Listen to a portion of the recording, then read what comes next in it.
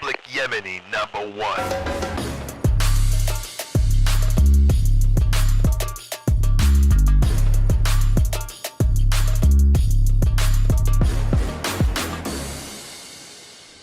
What's up, you silly motherfucking bitches? Mike Eshaq in the house. I gotta fucking fix this camera just a little bit. Yeah, there you go. I told my editor that I was gonna get the shots right.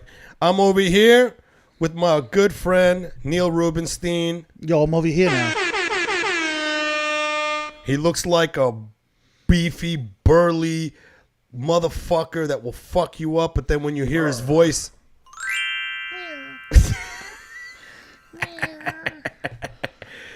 You guys got beef? hey, break it up, guys. Yo, you guys are fucking with the wrong dude. You have no idea what I'm capable of. How you doing, brother? I'm good, man. How are you?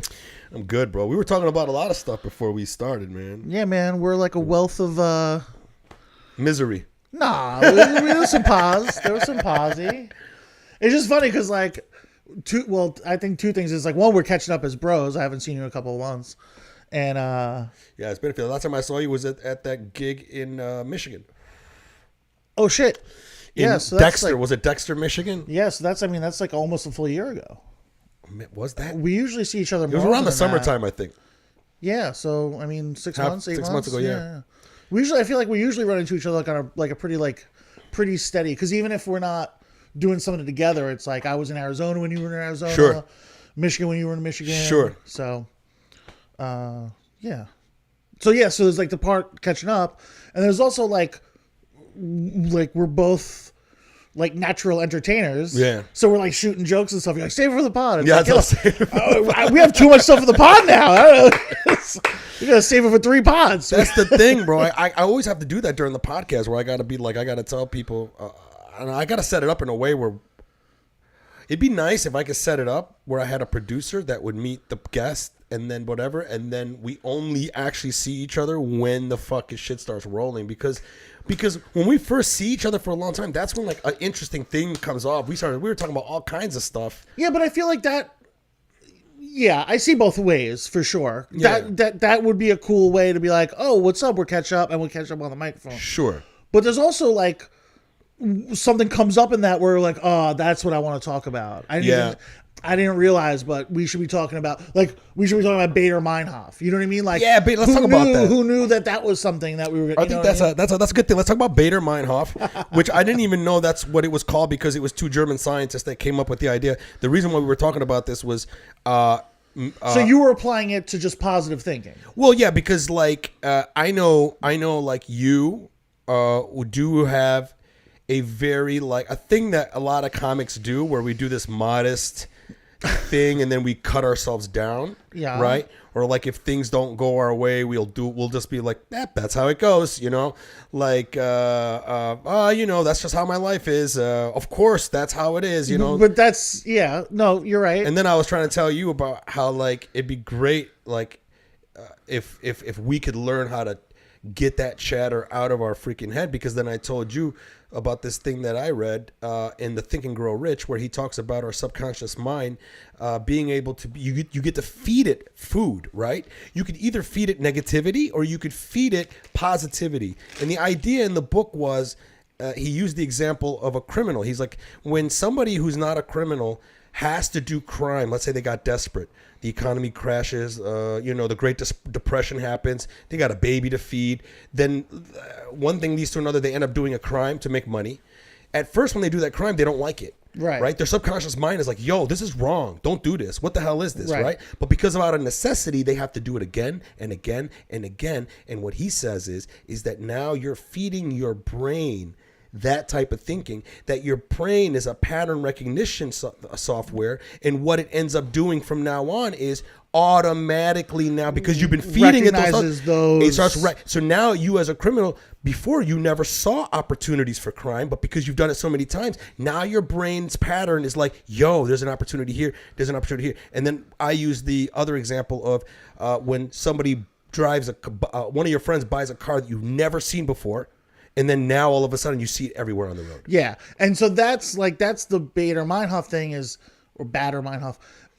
is that pattern recognition. It's like if I've never seen a Chrysler in LA before, and then I see a Chrysler, and or I'm a like, Saturn. You said it's Saturn. I use Saturn as the example. Whatever. That's a good example. And then I see the Saturn, and then like I just start seeing Saturns all over the place because it's like, oh, I've been seeing them. They've been there. I just didn't have a word for it. But not only that, your brain wasn't fed that information for it to see the patterns. So did you ever hear the theory? I don't know if this is like a proven thing or if this is just like a theory, like critical thinking exercise. That like before they had words for blue versus red, let's say. Okay. Like the sky was wine, they would say, right? Okay. Because the color of wine. But it's like, oh, they're saying like it's a clear sky. Because like white wine is clear. You know what I mean? Or like the ocean was a whatever, the ocean. So instead of calling it blue, they're like, look, it's the color of the ocean. Right. So, yeah, or like but they would use like weird, like the sea is in the sky. We used today. other ways to explain something that we haven't given a name to yet. Right. So then in the future, when we interpret those texts, we have words for the things. So to us, the sea is in the sky today. We're like, well, what's that mean? And we have to break it down. Is it raining? Like you said, like, but they just meant like, oh, it's blue. It's blue and it's blue or whatever. Right. For instance. Sure. So that I think is like also part of that same recognition thing where it's like, I didn't have a word for the car, a Saturn. So it was just in the other category. And then once I was introduced the word Saturn, now I see what Saturn is. Saturn is this thing. Does that make sense? So to you, you're saying that it's not only a visual pattern. It's learned. But it's all kinds of pattern, whether it's linguistic or whether it's emotional. But I think but it's tied together. Sure. Tied together to the idea of that pattern recognition thing that we have in our brain, and that you can feed it a pattern.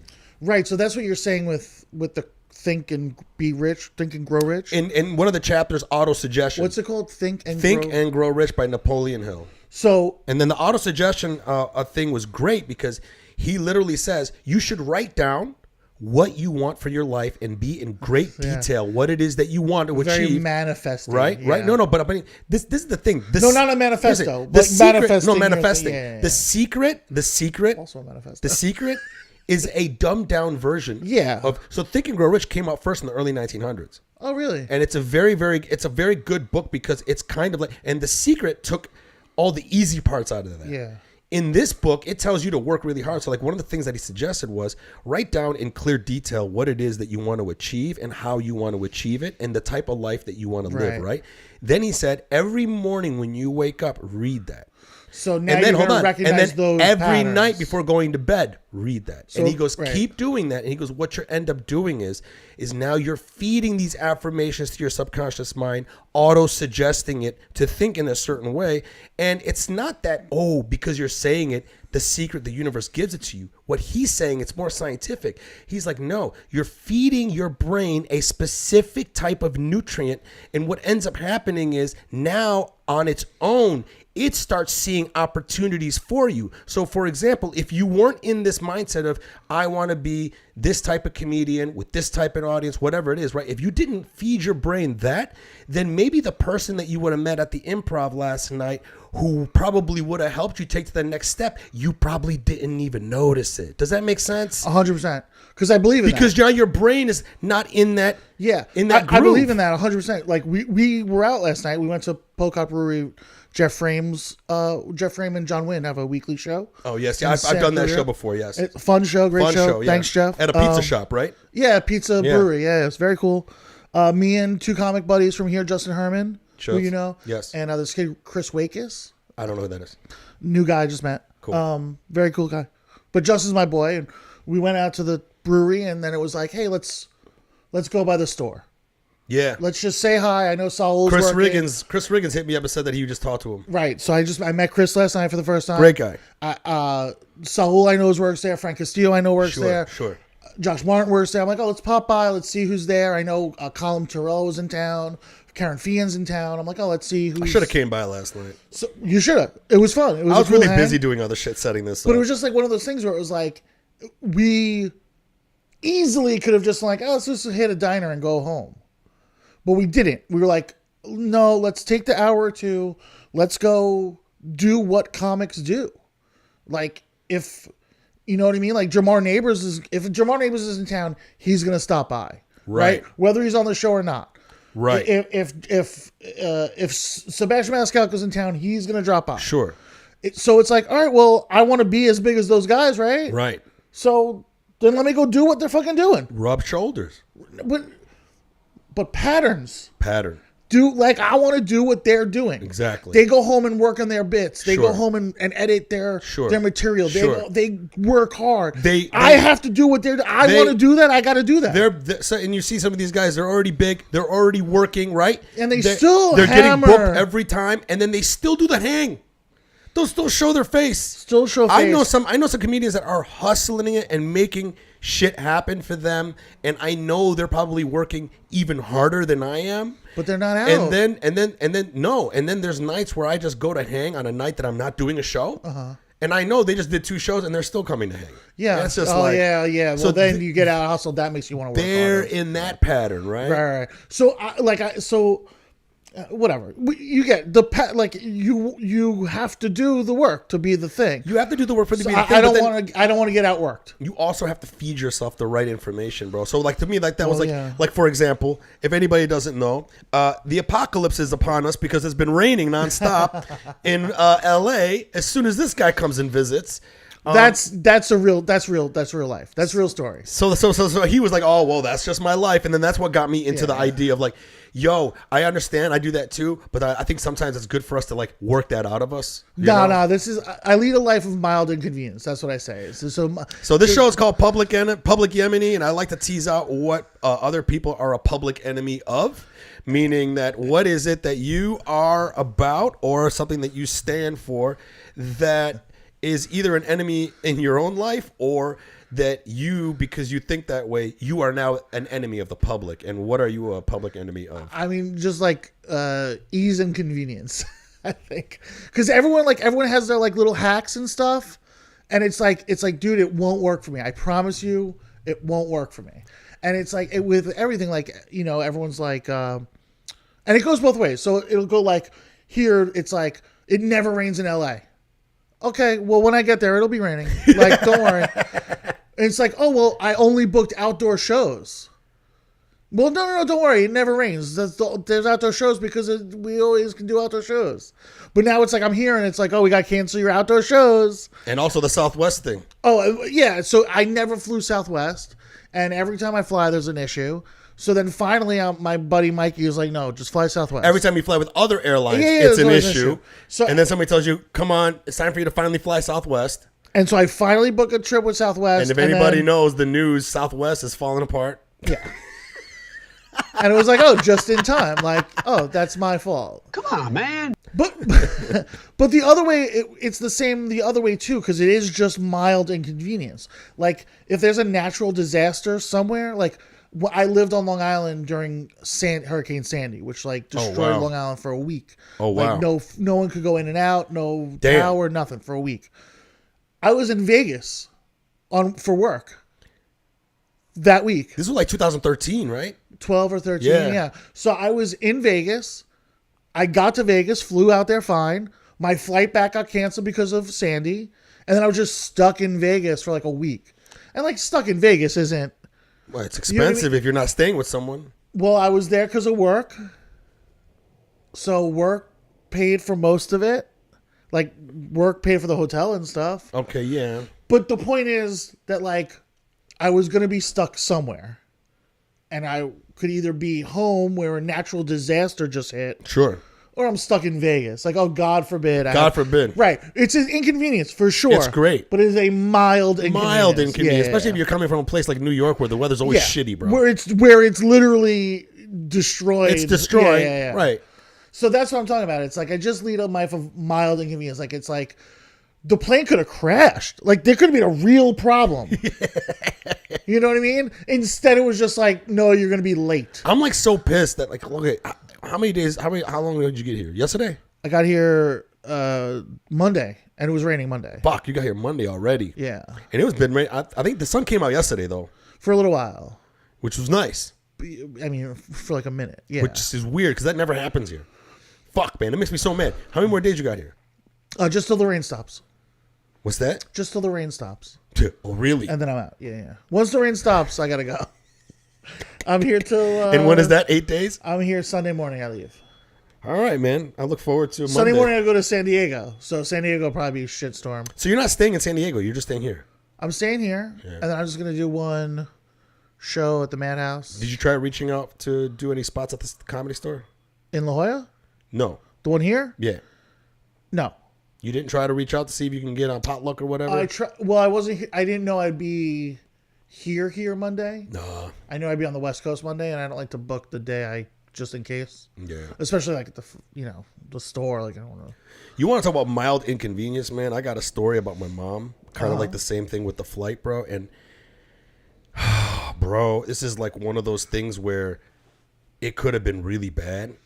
So I think it was like 2006, 2007. I can't remember when exactly. But my mom went with her friend to Lebanon, to visit Lebanon, right? And then it brought my sister. So it was kind of like a big group thing. They're her family, and then my mom and my sister. And they were going to be there for like a month or 2 months, right? Something like that during the summer. My sister was going to college at the time, and she had a summer break, right? So she gets out there. They're not even there like maybe 2 weeks, right? They're supposed to stay there for another 2-3 weeks, right? My mom's already been planning out this vacation. My mom calls me. Michael, your sister is being difficult. I'm like, what is it? She wants to go home now. She says she wants to start college earlier. She doesn't want to take her whole summer break. And I'm like, okay, so what's the problem? She's going to ruin my vacation. So my thing is like, well, why not just let my sister come home and you can still stay out there? My mom has got this weird Arab anxiety mother type attachment to her kids. You know what I mean? No, I can't do that. If she go home, I have to go home with her. So my mom is pissed. I talked to my sister. I'm like, come on, just stay there. You don't have to go to college. And she's like, Mike, it's great. She goes, I can't even enjoy this vacation because all I could think about is graduating early. So my sister says, fuck it, I'm going home. My mom is pissed. Changes her fucking flight to fly out with my sister. As soon as they reach the air, Israel starts bombing the shit out of Lebanon. Oh shit! And the family that stayed over there almost didn't make it out. Dude, that's the insane. father had to bribe a Syrian bus driver to get him into this bus that they were helping to carry people over the border into Syria, right? How lucky is he? The first bus he went to, he tried to get out so bad, and the bombs were happening everywhere. He couldn't make that bus. It was too full. The guys, you're going to have to wait for the next one. The next one's like maybe 3-4 hours later, right? So they're fucking waiting over here for this next bus to come. They find out the bus that they were supposed to be on got hit by a missile. And all I could think of is my sister probably saved their lives, man. I mean, what the fuck? Like, to me, it's like, it's almost like, it's like, is there a God? Like, what type of, like, timing is that shit, man? It was fascinating, bro. That's a crazy story. Because in 1 second, I'm like, man, you're ruining mom's vacation. And then the next second, I'm like, thank you for flying here on that day. But is there a God statement at the end of it cracks me up because it's like, you think the people in the bus think there's a God? No, I know that. But hold on You know a what I'm second. saying? It's like, But hold on a second. It's like if there's a God, like I know what you're saying. it's like, well, that's cool that he saved your family, but like, yeah, all those people drink. That's the problem. My mom Yeah, doesn't drink. yeah. That's what it was. God's They're like, all she eating doesn't bacon. drink. It's they're They're all eating eating bacon. bacon. My mom's never tried it ever. No. The thing with my mom is, I don't know if you know, like, people like this. My mom is one of those women one of those people that, when they pray so hard, Satan gets to go to heaven. Do you know what I mean? She prays everyone into heaven. My mom's constantly praying, and I'm going to tell you right now, she's cheated death. because of her praying. Brother, hold on a second. My mom is cheated death over 10 times. I'm talking about you should have been dead. And then there's a part of me, it's like, is it her faith? I mean, because she's always praying. always showing gratitude to the universe and to God and always being happy for what she has. And it kind of crazy. She had her own car run her over. What? She was running late one time. She got in her car. She started it, right? Then she realized she left something in the house. She left the car running. She went out. She goes to the side door. She realized the key is in her purse in the car. The car's running. She goes back to the car. She opens the door while the car's running. Hits it into gear. She goes, hits it into gear, and the car pulls her under. Oh, Jesus. And the tires run over her body. When she goes to the hospital, the tire marks, the fucking doctor goes, I want to show you these tire marks. This is what the doctor said. He goes, do you know how lucky she is? He goes, the way the tires went over her body, it went in such a way where it didn't crack any bone and it avoided all the fatal organs. All the fucking important organs. What the fuck, dude? I have stories on top of stories on top of stories. And I'm not somebody who really believes in like that shit. Yeah. But then my mom is one of those people that make me go, what are you doing to like cheat death so many times? Even with this whole like leaving Israel at the right time. So then do you think you have like kind of like a get out of jail free card? Like you can do whatever you want? Oh, I'm fucked. No. I'm saying like, do you think you could do whatever you want and then like your mom's faith and like her praying for you? That's what I have had this thought, and Neil, I'm not gonna lie, I've had this thought where I was like, if I want to make anything happen in my life, I gotta do it while my mom's here praying. Yeah. Because my mom is just like, it's crazy. She's almost too blind with the faith. But then when I start seeing these moments like this, Yeah. and one after another, dude, it's kind of like a miracle. You see my mom, and it's a miracle, and then it makes me almost go, fuck, there is a hell, and I'm gonna burn for eternity. Yeah. You know? I have a hard time with the concept of hell because Satan wants you to do fucked up things, and then you do the fucked up things, and then your reward is to like be punished by Satan. No, Satan's the guy who makes you do fucked up things. You know what the thought I've had? The thought that I've had is, do you notice how like human beings are always really good at bending the truth and getting like the populace to believe in lies? Yeah. It happens all the time. Yeah. You've seen it during this whole pandemic. How easy we realized the news was fake.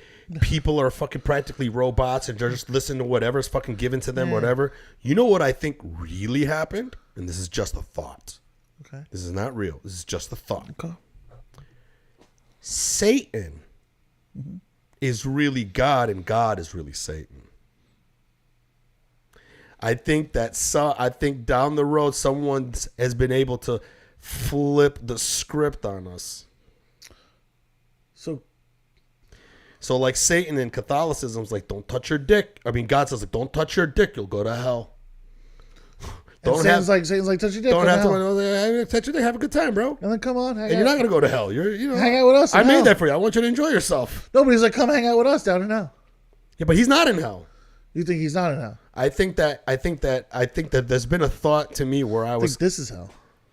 No, the thought to me is like, if religion is real, right, and if I start like paying attention to like all that stuff, it almost sounds to me like the cool one is Satan.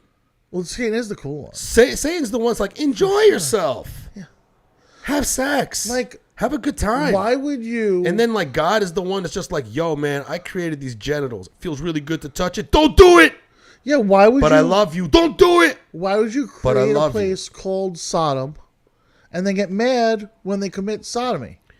Or was sodomy only a thing that term that came up because the people in Sodom created it?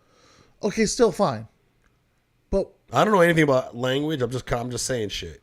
But what was your question? I forget.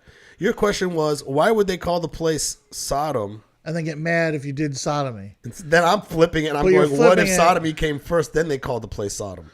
That's a good. Or maybe the place was called Sodom, and then that's when they invented sodomy. Okay. Maybe. All right. I forget my question. I forget how my question works. The point is, was the weed good? The weed was good. Hold on. Maybe this will help. Usually this helps, right? You ready?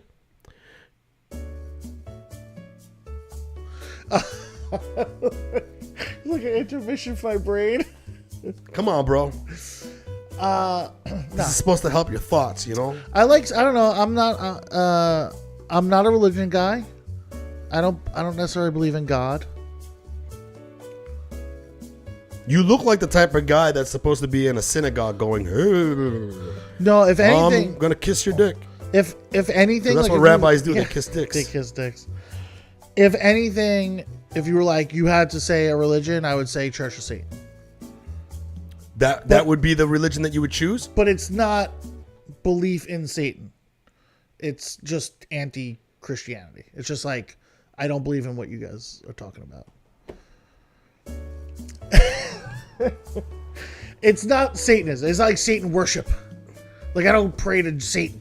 I think that's what the Church of Satan is. The last time I heard in a podcast, Yeah, it's not. they were like, the Church of Satan ain't necessarily Yeah. really a church of people worshiping Satan. Right, exactly. It's actually a group of people coming together who are kind of like, yo, we're just anti-Christianity Yeah. dogma. Yeah, but it comes from people's need for dogma. Like, I need to have a philosophy to believe in.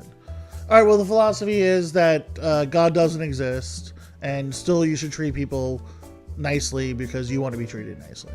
You don't think religion has a place in anything? I think it does. I think you should believe in whatever you want to. You know what's funny? Both me and you have the Middle Eastern faces of people who are like, you need to go to church or the synagogue or the but I mosque.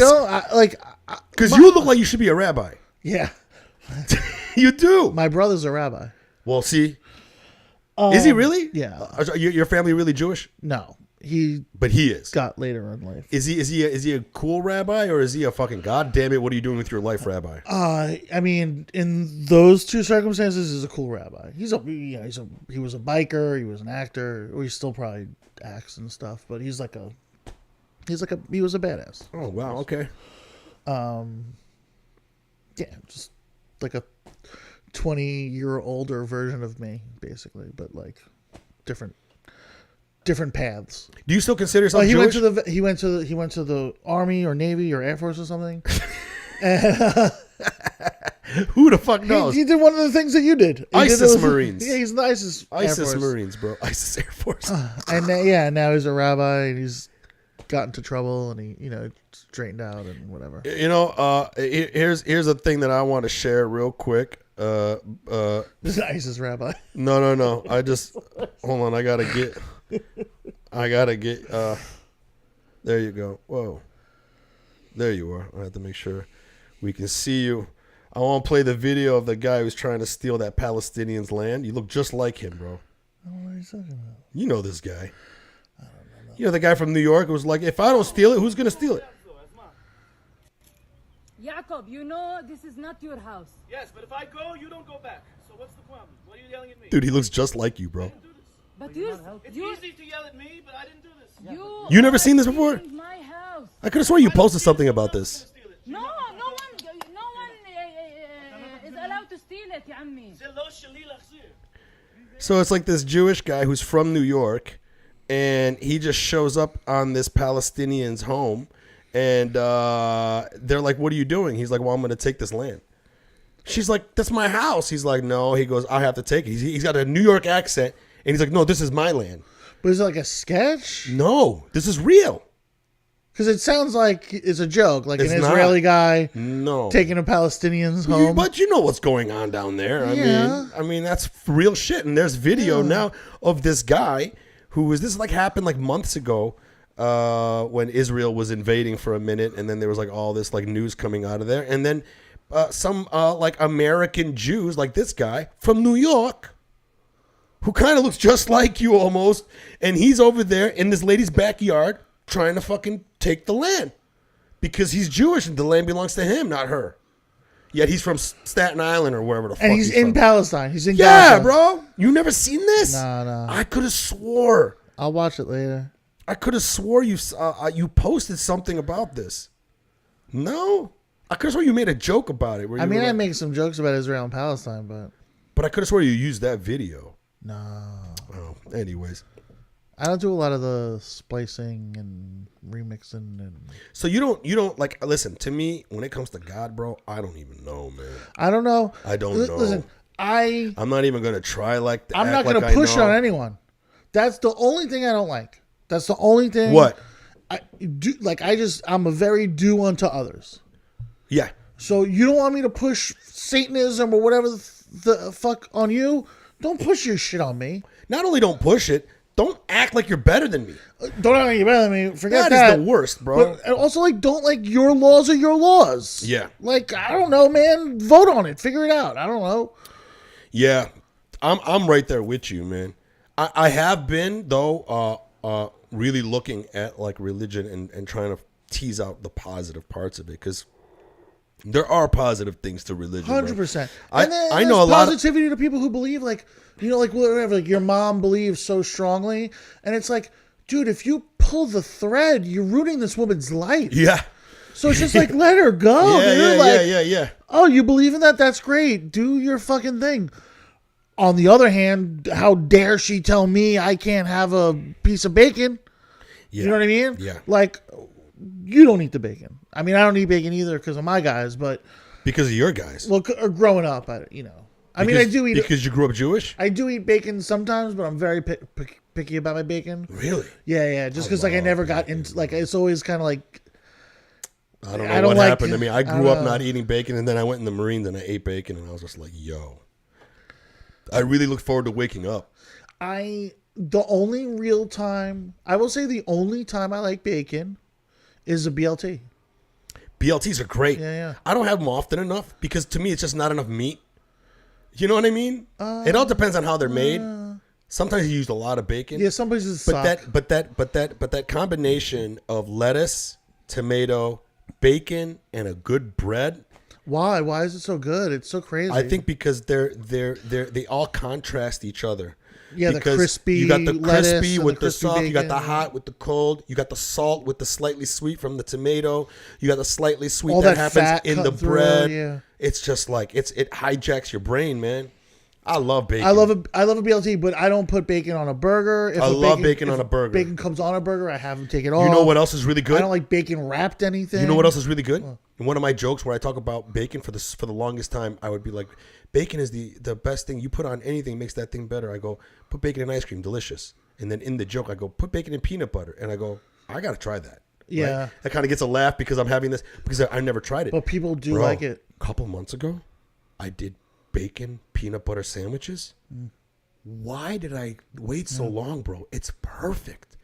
You gotta use the shitty peanut butter too, like the Jif. Yeah. You want a real smooth guy. Probably. You want that like the Jif, because I hate to say it, I know the natural peanut butter is supposed to be really good for you, right? But that Jif takes me back to a kid, bro. I don't want oil in my peanut butter. Do you ever remember? Yes, I don't want oil. Have it mixed. Get this peanut jizz out of here, bro. We don't need that. Yeah, mix the thing. Mix the thing.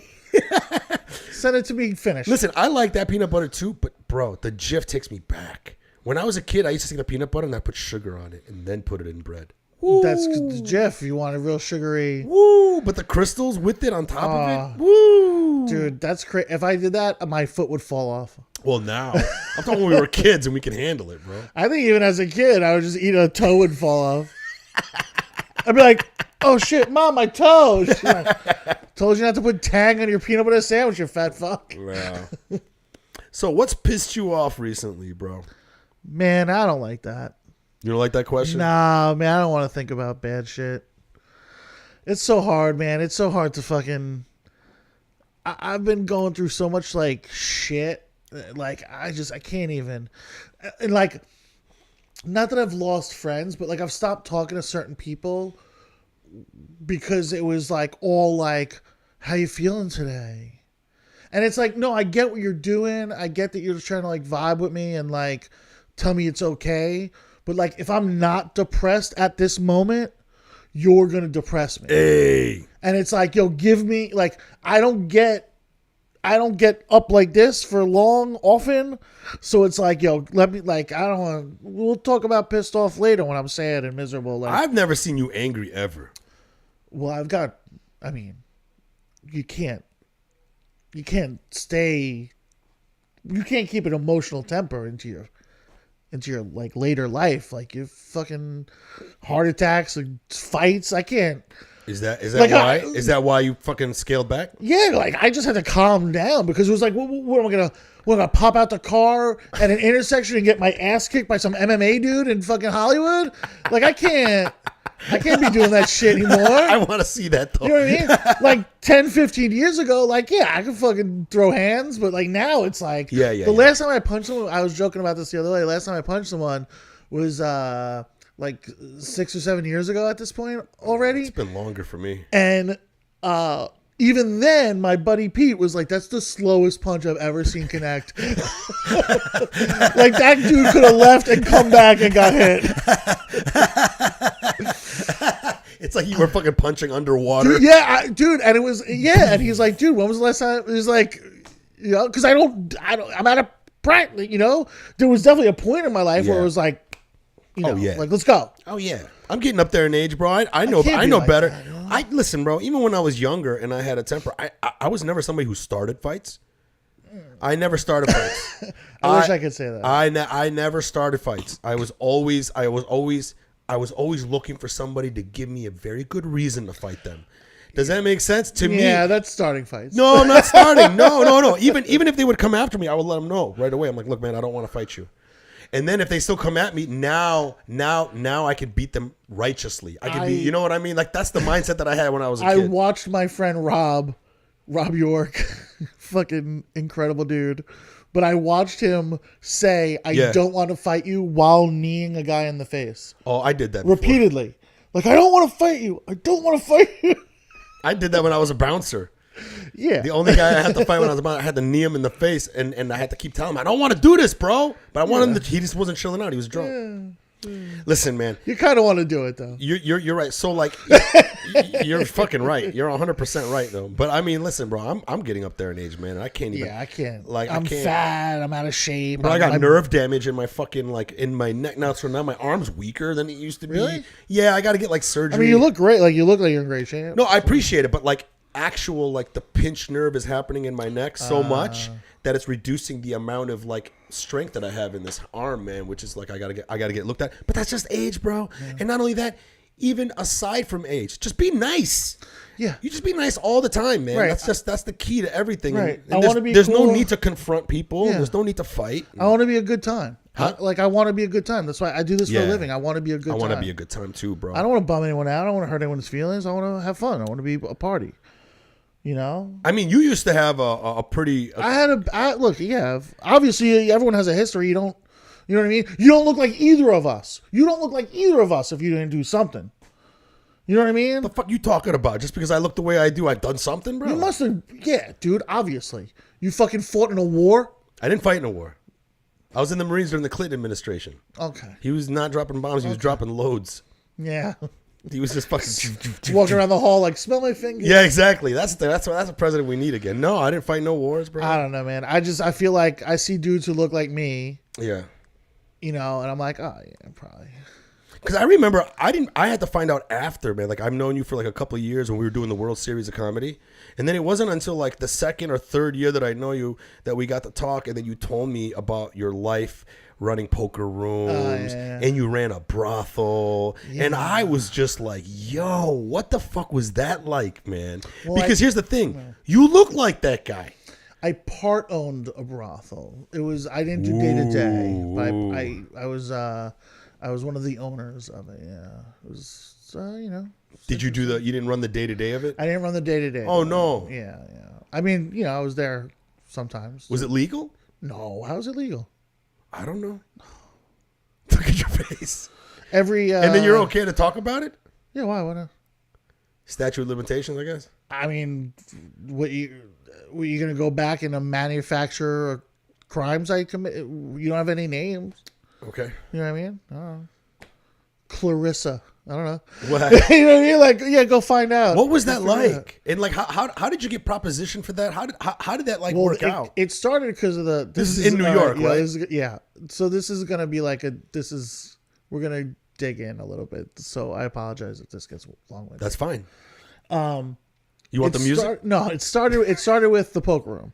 The poker room is easy to fall into because there was the poker boom in the early 2000s. Everyone's playing poker. It's illegal in New York. So there are all these back rooms, you know, like you figure out how to you figure out how to navigate between the law and the police and the mob and get the words out and the Russians and the Albanians and the Israelis, and you make sure everything's copacetic with everybody, and you pay who you got to pay and ignore who you got to ignore and avoid who you got to avoid. Okay. Yeah, and you figure all that stuff out, and that comes with time. That's a lot of work. You make it shaken down a couple of times, but it's such a lucrative thing that it was like, you know what, it's worth doing all these things. And I got kind of ushered in a weird way, because I got ushered in by just regular poker player dudes who already were established in that world. Yeah. So it was just like rounders. Like old timer guys. Rounders, so that one guy is Russian mob. Sure. So we had those guys later, but when I first got Give him his money. When I first got involved, it wasn't really like that. It was a smaller thing. Okay. And then as it got bigger, then people wanted pieces and people started hanging around. And it started getting seedier. No? Both, because it blew up so big. So it almost got corporate.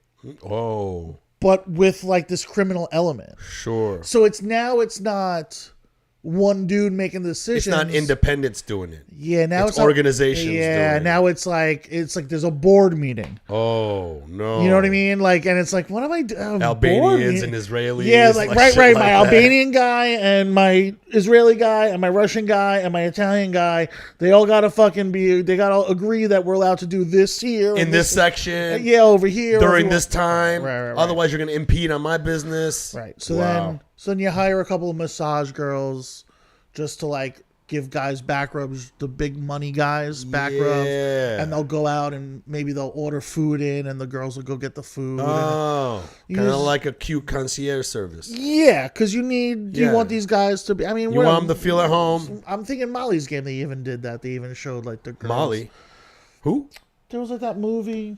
Nah, it doesn't matter. Whatever. Anyways, yeah, it's all whatever. Yeah. So you hire these girls. Yeah, and then you find out that the girls are tricking. Oh. And so there's two ways to approach that. There's hey, we can't be doing that. We're doing crime over here. You're going to do this crime over here? We're going to get in trouble for this? Your face, the way you said it, I feel like I'm there. Like you're channeling the moment. You're like, hey, we're doing crime over here. We got to do it over here too. And then it's what's the second way to approach it? Well, I mean, it's really the same way. It's, hey, you can't be doing this over here if we're going to be doing this over here. Unless you're going to pay me to make sure you're safe over here. And then that money is so crazy. More money than the poker games? That money is so crazy. What the fuck? That you're like, can we turn this just into a lap dance room? Yeah. So then it just made you to be like, fuck poker games. Right. So it's all the same principles as how we would get away with it in the poker game. Grease the people you got to grease. Move every 6 months. A lot of cops? Lot of cops. No shit. A lot of cops. Playing. How do you grease the cops? How do you deal with the cops that are not greasable? The cops that play. The cops that play. Yeah. Are the ones that let you know what's going on. Oh. So I got a buddy at the table. Who's letting you know? We are looking out for this guy. He's going to go, hey guys, I got to leave by 6 today. I have to leave by 6. I'm only playing till 6 today, guys. Ooh, I'm not coming Saturday. Yeah, and so we all go, oh, we got to be out by 6? Okay. The raid's tonight? Okay, thank you. Oh, wow. And then it would happen? Something to that effect. But then, were there moments that stuff like that would happen where you got the information and then it turned out to be real? Usually it's accurate. Or Can I get an example? It's not worth the risk even in some instances. What's not worth the risk?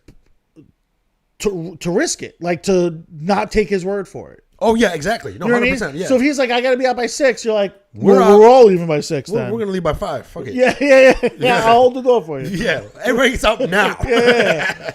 You kick out the cop too. No, you get the fuck out of here. Right. But then there's but there's other instances like that. I mean, we've gotten raided.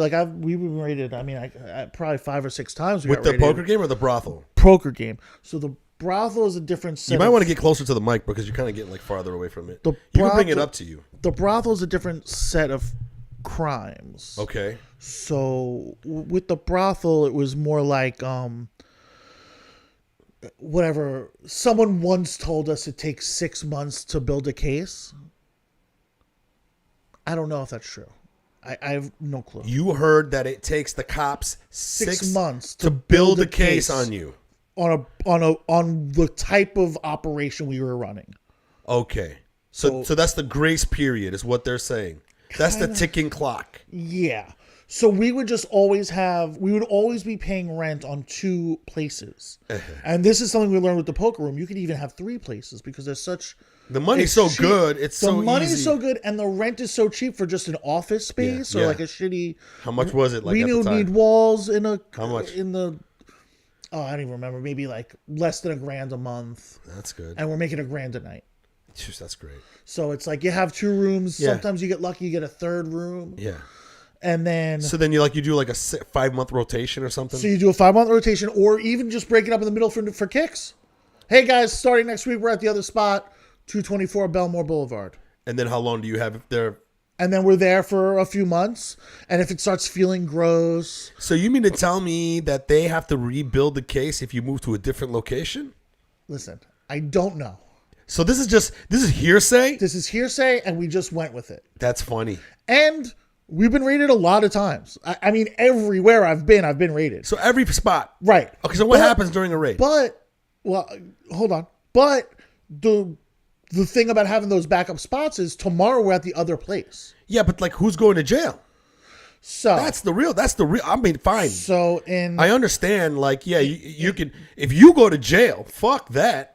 Well, right? The punishment is, at the time, it was like a $500 fine for promotion of gambling.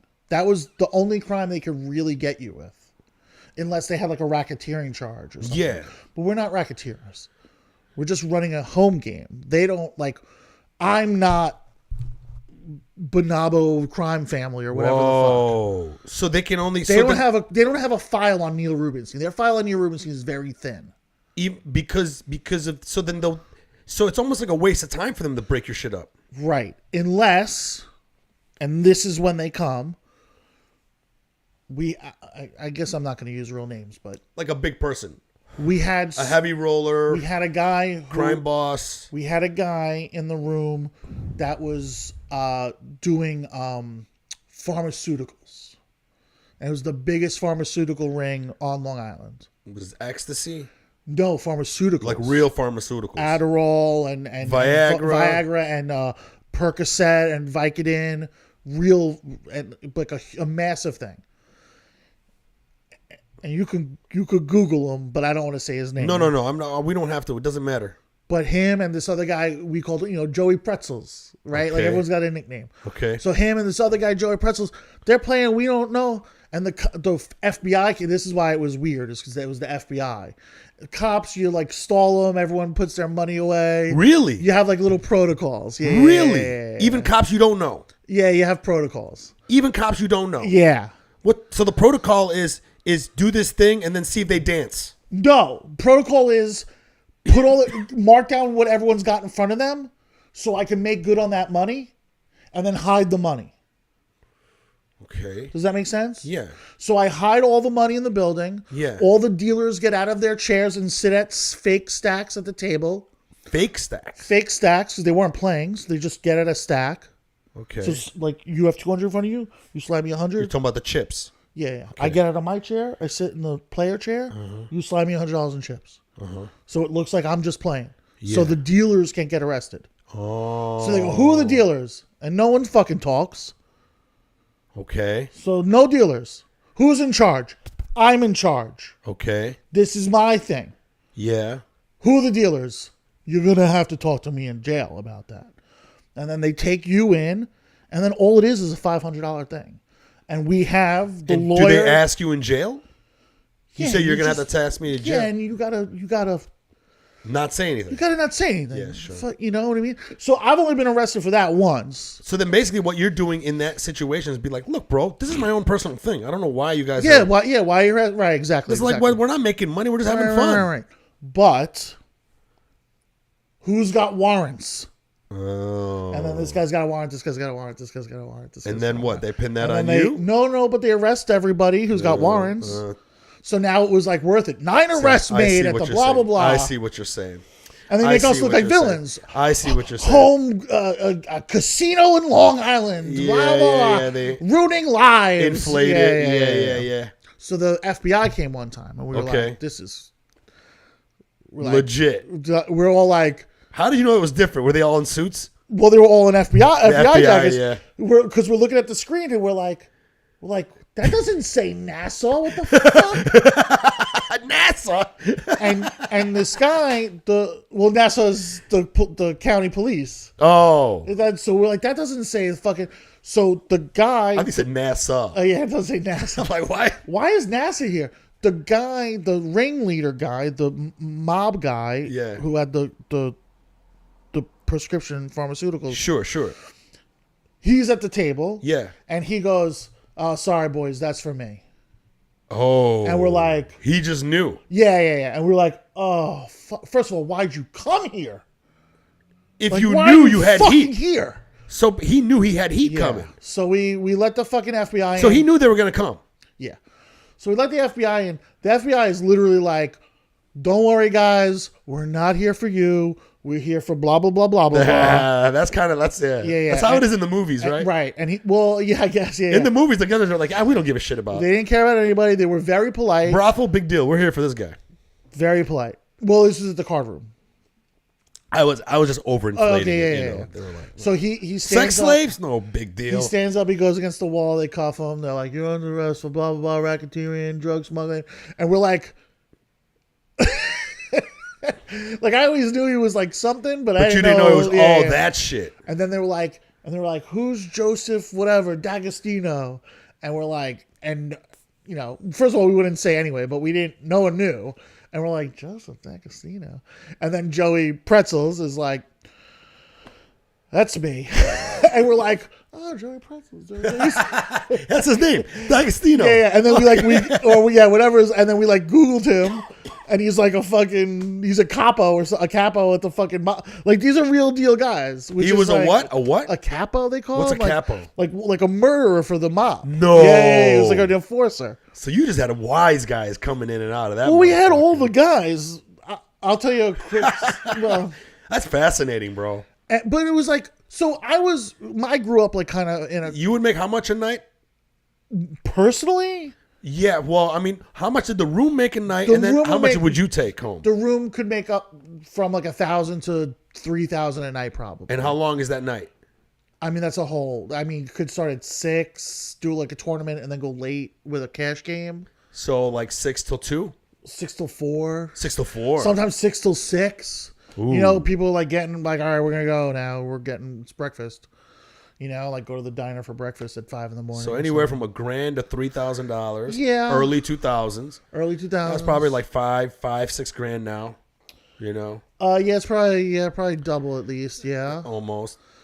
But yeah, I grew up kind of like a criminal because like my brother, like I was doing betting slips, Well, I don't know what that is. parlays, those like But for bookers, yeah, for bookies. Okay. So bookmakers would make like parlay slips. okay. For football week. Sure. So we week. I've 15. never gambled on any of those. My friends, they did, and they ruined watching football Right. So because yeah. they would just be fucking like losing their shit. Yeah. So So I'm just trying to watch a game. right. So I'm ninth grade and I'm bringing those into high school for my brother and my dad.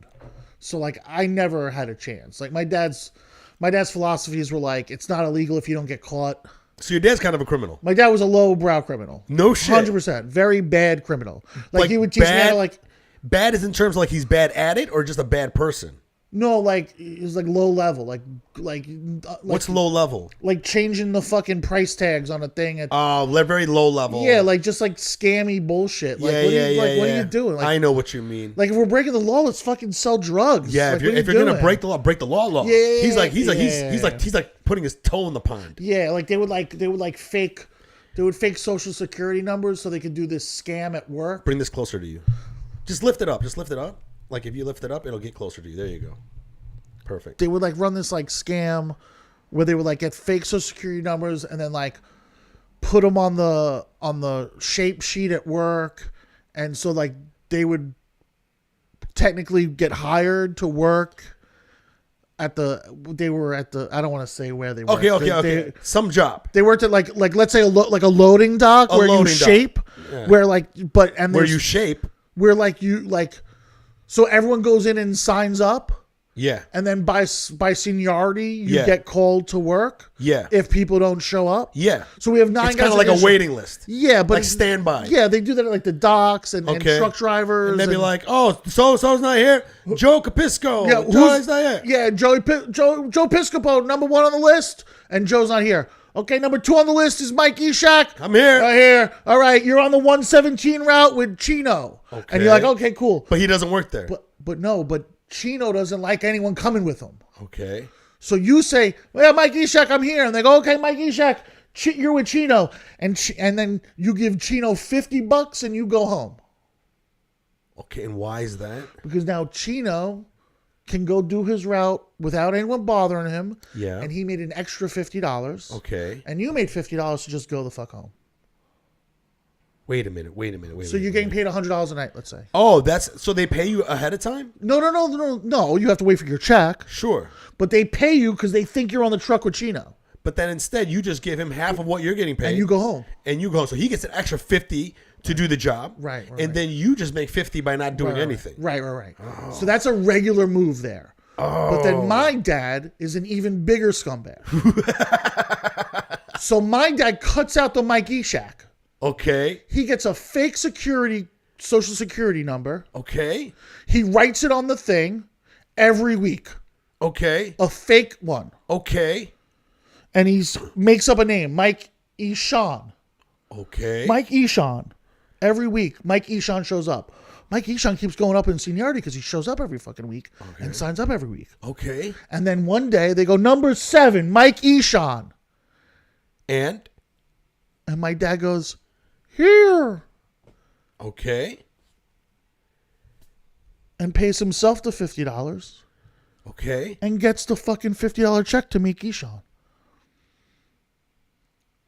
And then he has the fake social security number to cash the check at the cash checking place. What the fuck? Hold on a second. I'm a little confused. So if the check is $100. Hold on, but the money's supposed to go to me.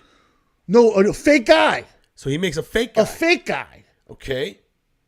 So does he still collect those checks? Yeah. Okay. As the fake guy. And what does the fake guy help? How does that help him? Because instead of getting $50 from Mike Eshaq, he gets $100. Because he gets $50 from Mike Eshaq, this fake guy, and he gets Mike Eshaq's check. Oh. He's working 2 shifts. Oh. He's working his shift. And as this fake number shift that's still able to cash. How the fuck are they able to cash that shit? Cash checking place. You can cash check Still it. now that scam this would is work? This is back in the 70s and 80s. That's what I kind of figured, yeah. Yeah, this is the 70s and 80s. Now you can't get away with that. I mean, you can get away with something. Whatever it is you get away with, He's he gonna would figure figure it it out. out. That's fucking fun, But it's like low-level scams. So, like, I was working at that place at 14 or 15, whatever it was. No shit. But I never knew they would just cash my checks. I'm a minor. It's my son. This is my son's check. So they would just cash my checks. So he was getting your checks. So I have like a pension over there. I mean, I don't really, but you know, like I might have if they didn't fuck it up. I'm sure they fucked it up. Honestly, man, that's like a fascinating thing. Like when I hear shit like that. Sorry, I gotta adjust these cameras a little bit. When I hear that stuff, it blows me away, bro. Because like that type of life, like what did you think of your dad while you were growing up? Like, was there a moment like where you were like, this guy's my dad? And then you were like, who the fuck is this guy? Well, you look, I mean, it's not until recently that I really, because you look up to the guy. Yeah. Yeah, you do look up to the guy because he's your fucking dad. Yeah. But then like lately I'm like. How old were you where you started sniffing him out? Because I'm pretty sure at a very young age, he's teaching you all these scams and shit. Dude, it wasn't until like recently that I was like, oh, he ruined my life. My parents ruined my life. What? Like I didn't have a chance. It took that long. Yeah, like it was real recent where I was like, oh, like, because I would always think like, I wish I had a normal life. I wish I could just want to go to an office. You know, I wish I could just want to go to an office and have a kid. You know what I mean? And like you wish that you wanted that normie shit. Yeah. But I never wanted that stuff because I never saw it and it never enticed me. Because I would see other kids doing it and I was like, I'm not that kid. I'm this kid. Right. And I liked being rebellious and I liked Motley Crue and I liked what they looked like. Yeah. You know what I mean? I mean, the environment that he gave you didn't lend you to go, hey, this cookie cutter life is the way to go. Right. He was telling you, no, man, we're going outside the lines. We draw outside the lines. Right. But ended up having, dying in debt and not having it. You know what I mean? Like, but the one thing I How will was say your is... mom? Huh? How was your mother through all this? My mother's a whole different story. But I will say that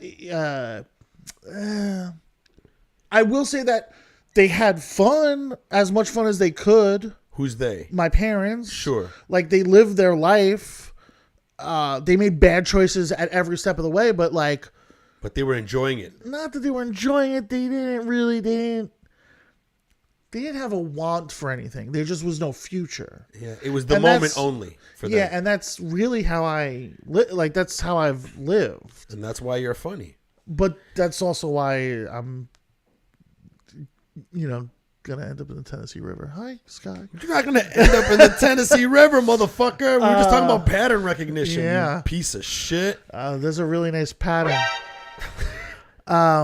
Yeah, but yeah, that's it. Yeah. So we saw these girls turning tricks, and then you were like, let's just team up. And we saw the money difference, and we were like, we could do this. Same. And would you get the same customers? I mean, some, yeah, of course. Some, debaucherous people are debaucherous people. It changed the clientele. I call it all Noah's Ark. Poker game, the brothel, all crime situations. Because no one wants to go there first time alone because you feel scummy. Sure. So you want to go with your bro. Sure. So it was just 2 thuggy black kids, 2 Asian nerds, 2 Hasidic Jews, 2 Indian guys, 2 Persian princes, 2 Japanese businessmen. Yeah. Wow. And it was just like it opened it up to a whole. It was 2 of a thing. Because sex is everything, bro. Yeah. Sex is for everyone. Yeah. And then one person would be like, "Oh, I'm just here to support him," and then a girl rubs her ass on your dick, and you're like, "Oh, I guess I could go too." How much did they charge? I mean, honestly, I can't really recall super details, but let's say it was like $60 to get into the building. $60 to get into the building. Just to get into the. That's just the cover charge. That's to get in. Just to get inside. And then it would be $20 a dance. $20 a dance. So kind of like a strip club. So you walk in and there was like a tiki bar where you could just have a drink and relax. Right. And the girls would walk around. And then you pick the girl or the girl would pick you. Sure. You give her $20 for a dance if you just want to dance. Sure. And you just go into the lap dance lounge. It's a little bit bigger, a couple of poles and some couches. And the girls would dance fully nude. You can't touch. It's a public space. $20 a dance. The girl keeps all that. That's yours. And then if the girl gets you to go to the room with her, then you're paying for the room. How much is the room? Which let's say would be $100 a half. Let's say $100 for a half hour. Yeah. Okay. And that's ours. That you take that. We take the room rental. The room rental's yours. She's paying for the room. She's paying for the room. He's paying for the room. He's paying for the room. But it comes out of her cut. Somebody's paying for the room. He pays for the room. He pays for the room. And then he tips her what she wants. Sure. So then there's a couple of structures. One, I could see a scenario where we would give her some of the room, like she did get the sale. But in that situation, then we would take some of her tips. So I think that what we did, because we were we tried to be pro sex work, we're not forcing anybody to do anything. We're not, these women want to work here and do this stuff. Sure. So we would charge for the room and then we wouldn't take any of their tips. So then it was almost as if you were, instead of making the money off them mostly, we're facilitating. You're just yo, this is just a room. This is just a safe place. I don't know what they do in this room. This is a safe place for you to work. Yeah. So we charge at the door. That's for security. That's $60. And we charge for the room. How much of that goes to security? Well, we have to have good security. No, I know that, but do you think all of that goes to security? I'm pretty sure you've like raised that because like I know as a business So you person, I'd be pay- like, if it's like $60, 10 will go to me, and then 50 will go to Yeah, I security mean, or something. probably we took money from that too, skimmed everything, but like, you have to pay. So let's say a good security guard to work a nightclub wants $250 a night. Yeah, We got to double that. This guy's doing a crime. yeah, that makes sense. So we got to be okay. It's $500 a night for security guard. That's one guard. Oh, that's one guard. So we need 2 guards at minimum. That's $1,000 a night. Right. Wow. Plus, then we fucking have to build those magnetic doors on both sides. That's an expense. And we have to have the camera system set up that we can see both people coming in the front door, people coming in our door, what's going on in the elevator. And then we have to have all that in the office. You still got raided when you did the brothel? We never got raided. Damn. We moved very quickly. It though. seems like brothels. We moved very quickly. It doesn't seem like cops are really concerned with sex work anymore like they used to be. Do you know what I mean? It seems like it, at least. I could be wrong. They're looking for different things. They're looking for people in the system. So if you're doing other things, like if we were also bookmaking in that room, Yeah. for sure we would have got raided. You would have got raided. Yeah, because then it's racketeering and then it's organized crime. Wow. But and the then we're- brothel not so because you're mainly acting like facilitators. Honestly, I have no idea. We just skated. Honestly, that's honestly it. So the majority of the money you made was just from the rental of the room. But we had a philosophy. Rental of the room is what Yeah. you made the money. You made no money off of how much they charged the guys? Well, you can charge or go to work, Okay. so that would be sometimes. How much? but How much would that be? Like if you did charge? If the you work? wanted to charge, you could charge a percentage. It's like a strip club or whatever. Okay. But we How wouldn't- much were these girls' fees? Like 1,000, 500? I mean, you could get it. I mean, you could get like a BJ for $100 probably. That's it. Yeah. Okay. And Like unprotected BJ for like $100. Yeah, yeah. And then sex. But it would be costs you what? $260.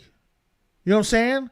It costs you $60 to get in. It costs you $100 for the room, and you're giving the girl $100. I understand that. So it costs you $260. She's just getting $100, which isn't a great deal if you think about it. For her. Really, So what? So why would she want to do it then? because she does more stuff and more often. That's what I'm saying. So she's gonna get 6 lap dances out of you before you take her in the room, Right. and then she's gonna get you in the room for an hour. Right. You're only gonna last 7 minutes. Exactly.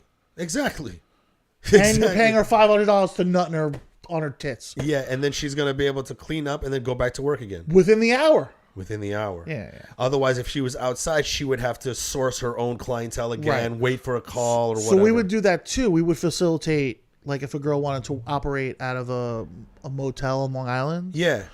we would facilitate that too.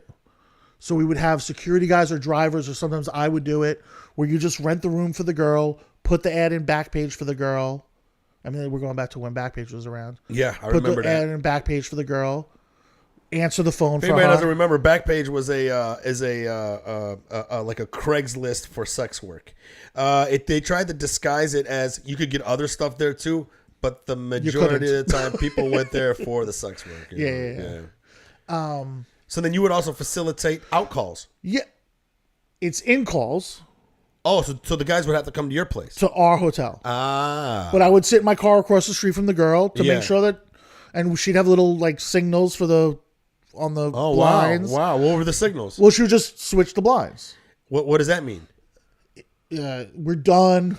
Oh. Or like if it's like flips back and forth, it's like come in. Ah. Honestly, it's never happened. And Okay. what the fuck? What's gonna happen? Did you have a gun? Let's say he murders her. She's gotta fucking be flipping the fucking thing, and she murders her. I'm not gonna know. I'm not gonna know if he murders her. And then what Until happens? he leaves and I don't see the fucking blinds. And then I'm like, And then I gotta, what do you do? I gotta run into the room, see that she's dead, and then go fucking chase the guy. But it's never happened, thank God. And I don't know, would I do that? What the fuck? Would I do that? I don't know. To think that that's what it would be, man. Wow. I don't know what I would Did you do. have a gun? Yeah, I had some things, but Some things? I'm gonna shoot a guy in You the had a fucking. howitzer? I'm gonna shoot a guy at 9 p.m. on a fucking. Come up with a helicopter? And I mean, and it's girls working at like 4 p.m. too. It's like, Checking at the hotel is 3. We're checking at 3. She's working by 4. That's kind of dangerous, bro. What? I mean, this type of Well, work. yeah, is it's dangerous, but it's like, I don't know. Everyone kind of. It's dangerous because it's not legal. Well, it's also yeah, and then it's also because like you're. But if they legalize it, it's not dangerous at all. No, but if you but you're what I'm saying, you're taking a chance driving this girl to this other guy's place. You have no idea how that guy's going to be. Our place. You still take him to Guys your are place. coming to our Still place. your place. But it would be like a hotel room. That's what. Do you see what I'm saying? But is it at your building? No. I'm saying we would facilitate The room. Like if she didn't want to come into Manhattan, Sure. to work, Sure. and she was like, "Hey, I want to work at the Motel 6 in Bethpage." Sure. I would say, "Okay, we'll pick you up here at this time. Yeah. Our fee is this. Yeah. We place the ad for her. We handle the calls. Yeah. People come and go into room 17." And then they go into room 17. She switches the blinds while he's getting dressed. And so I know that. And she'll only do one hit on that, or she'll do like multiples within that room. Oh no, all day she spends there. Oh, so and then you'll facilitate like the security and all that, and making sure. Right. So when he's getting dressed, she switches the blinds, so I know she's alive. Because that guy doesn't know to switch the blinds after he murders her. But if he, but if he did, if he did, if he recognized, if he bitch, said, why are you still inside? if You he called the cops at that point, right? I mean, that's the very interesting thing is when you start thinking about that shit. Like if one of the girls get murdered, I mean, damn. I mean, I don't know. I don't call the cops for anything, right? So I don't know. Do you call the cops for that? I don't know. It's gonna look bad no matter what. I think it would look worse if they found out later that you just bounced. But then again, it's probably better to take the chance and hope that they don't find out. I could be like, I didn't know. What the fuck? I dropped her off and I left. I don't know. I guess. I don't know. If a girl got murdered on my watch, I don't know. We don't know. Just like, I mean, you don't know what's gonna happen. You know what I mean? Like you can set protocols, but I don't know. Yeah, you're right. I never really thought that ahead. Like, if you were, I know what I'm supposed to do, but I don't know if I would do it. To me, it's like that's a fucking exciting life that you lived, bro. That's kind of exciting. Like I understand like probably being in it. It's like, yo, it is what it is. But from somebody like me from the outside, it's like, damn, you was not in the thick of it, but you were like waving, like you were basically treading water on the deep end. You know what I mean? Yeah, naively. Naively, yeah. Like, okay. But also, you're very likable. I bet a lot of people never had problems with you. No, right? On a personal level? Yeah, because I know how to navigate egos, too, Yeah. where I'm like, Yeah. oh, this guy's an alpha. I'll back off. Yeah, Like, yeah. You're the guy. I'm Yeah, sorry. yeah, exactly. I was like that when I was a doorman. But I was very good at Yeah, massaging 'cause it's egos. like, all right, okay. I'm not trying to work. yeah. Whatever I can get you, you know? Yeah, go ahead. Yeah, you're good. Go You're in. tough. You're good. Go in. You'll kick all of our asses. Yeah, your dad's very important. I'm sorry yeah, to that's what insulted your heritage. yeah. So that's what Sorry, I was saying. I called you Persian. I'm sorry. Yeah. So that was the thing with my. Do you know who my daddy is? Was it me? Am I your dad? So I was just saying with my dad and my dad and my brother and like just being like a criminal my whole life. Like I was always on the impression, and this is something that my brother kind of instilled in me. Yeah. That I'm on the fence about now. Huh. Where he was always like, if you're nobody, Yeah. nobody's coming to see you. Sure. I'm nobody. I run a small card room Yeah. in a suburban town. Yeah. The guy who knocks on my door is a gumball gangster at best. A what? Gumball gangster at best. 5-cent machine Gumball gangster? That's at funny. best. I've Because never I'm heard- nobody. I've never heard that term, gumball gangster. So I'm nobody. If you're coming to me, then you're nobody. And I ain't scared of nobody. So you come to my door and I'm like, I don't know what you're talking about, bro. In terms of what? When Until you try to shake me down at my room in Syosset, I don't know what you're talking about. You're going to have to go talk to somebody else. And then one day somebody else comes. Yeah. And it's somebody that I've heard of. Yeah. And I'm like, but I'm nobody. I thought if you're nobody, nobody comes. Yeah. And they're like, yeah, but you're here. And And you're somebody. oh, wow. So you got to talk to us. Oh, wow. So it's like, wow. So then the rules broke. so then the rules change now. Yeah. Now it's like, I gotta grease fucking more palms. Yeah. I thought once I had the cops, That was it. I ain't need nobody. Now you got to grease these guys. I gotta and talk to then these fucking Albanians guys. are like, we don't want Jews here or whatever.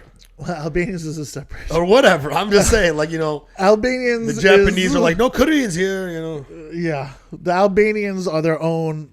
What do you mean? Like what? Yo. Like what? Their women are hot, bro. Dude, Albanians are the craziest motherfuckers They're in the world. crazy. I know Crazy. some. I know some in Detroit. Crazy. Out of their fucking mind. Hilarious.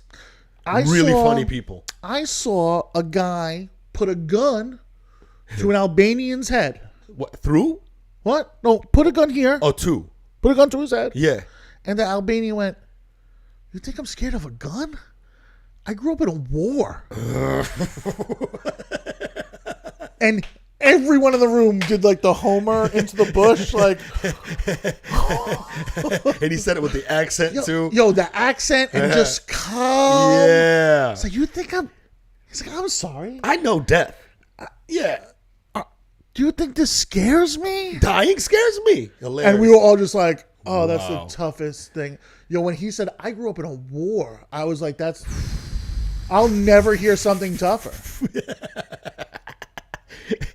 I started a war. I that would be hid, tougher. I hid under the table. Shut up. Fat me just slid. Shut up. Yo, I was like, I'm not getting shot because this guy's a lunatic. No fucking way. Yo, I slid under the table. This is the poker game This is a poker room, but this was in New York City. This is in the city. it was called Broadway Social Club. It was like the big one. Oh, so it wasn't It's like, yours. Like Phil Hellmuth. would It wasn't play there. yours. Yeah, no. You were just there. Yeah. I was Hanging just, and I was playing? dealing. Dealing. I just worked there. Yeah. Wow, bro. Yeah. So that's how I got my own room, was because I dealt at all the big clubs. Yeah. And I'm a little bit louder and more outspoken and easier to talk. Like I'm not autistic. I can. So like I'm not autistic. all the other dealers are criminals or autistic. So they like don't know how to fucking get along through life and they waste their money on whatever. And like the managers all recognize like a leadership quality. Yeah. And they're like, "Oh, we need an assistant guy for this day. Or we need a Because floor out guy of for this these day." group of fucking on the spectrum motherfuckers, you Right, have right. charisma. And those guys would rather play and lose money. Yeah. And I would rather not. I would rather make money. Like I got into this because of crime, not because of poker. Because of crime. Well, because it's the best way to make money. But basically, it was what was happening was you just started going into naively everything your dad set you up for. Yeah. And I would just walk in like, "Oh, my dad prepared me for this." But my dad Damn. was so low level that I was just out of my depth at all times. Like I would do drug runs and then find out that the kid I was with, his dad is DEA. What? So like if we got arrested, only I would get arrested. Yes, that's right. And I didn't find that out I didn't find that out for 10 years. After. Yeah. I'm reading an article about one of my friends who got hurt or whatever from back in the day. And he's like, son of DEA agent, blah, blah, blah, blah, blah. And I'm like, What the fuck? I'm like, "You're fucking kidding?" So the kid, he wasn't like a narc. He was he was trying to be a criminal. He was trying to be anti-dad. He was trying to like. Oh, no. He was on PCP at all times. Oh wow. But we would go get PCP. He's probably neglected by his dad. His dad does his job was probably everything, you know. I don't know. Well, it's so weird, dude. Like, because I'm still boys with the one guy. The other guy became a sergeant as a police sergeant. So like, I don't know if like one was like neglected and one was like dad's favorite, or like maybe one was like more socially adjusted and he became a cop and the other guy was a little fucking. But that's the guy I like a little bit better anyway. That's funny. Who's like, he's still kind of like a criminal, but Yeah.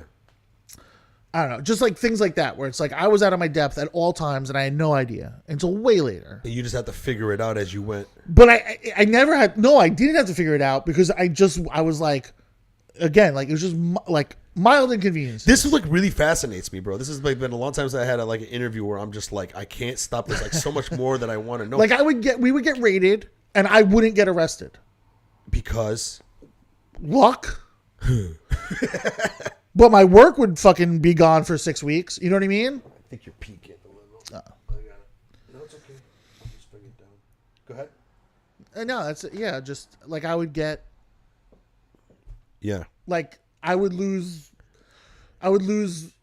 money and like be in a bad spot financially, maybe, or I just wouldn't get like, I wouldn't be making it the way I wanted to be making it, let's say, or whatever. But again, it's just like always mild. It was like always like. But it seems like you had really good luck. I feel like I have like even Steven luck. See, even Steven, huh? Yeah, like I'll be down to like my last dollar, and then like something will happen. And I'll be, oh, I have enough for rent this week. I didn't know I was going to have rent this week. Can I ask you something really quick? Just before we end the podcast or whatever, I just want to know a little bit tips on how to grease criminals or cops. Like what? What do you mean? Like what do you do? How do you approach that? They'll let you know. Oh, okay, hold on a second. So when you realized that you had to grease people, Yeah. right? What was the first encounter that made you realize it? Do you remember that encounter? Like the very first of my life? The very first one while you were doing poker or whatever. Oh. That Well, I already because knew. you said you were like, if I'm gonna know one, I'm gonna know no one, and then Because, all right, you remember the example with Chino on the truck? yeah, That $50 is greasing Chino. That's grease. okay. I give him $50 and he doesn't tell them that I wasn't on the truck. No, I know that, but for the poker, And then he gives me $50 to not tell them that I wasn't on the truck. I know that. But then the what I'm talking about is Oh, so it's the same thing. So the guy comes and I say, I'm nobody. So you're nobody. And he's like, we'll see about that. And then the other guy comes and he's like, listen, I know to everyone else you think you're nobody. But because you're here and this is my world, to me, you're somebody. okay. And you're somebody who owes me money. Hey, that's exactly how it's just basically you're somebody who owes me money. Or maybe he'll say that, or maybe he'll. I don't And then remember how the did you conversation. negotiate that first? Then it's just negotiations. He's like, I expect $100 a week, and you're like, $100 a week? Go fuck yourself. $100 a You week. tell them that? Yeah, if it's the number's ridiculous, yeah. Okay. So And what, then he what said- would you agree to? I mean, I don't know. Maybe I would probably do points. Back then, we were probably doing points. Okay.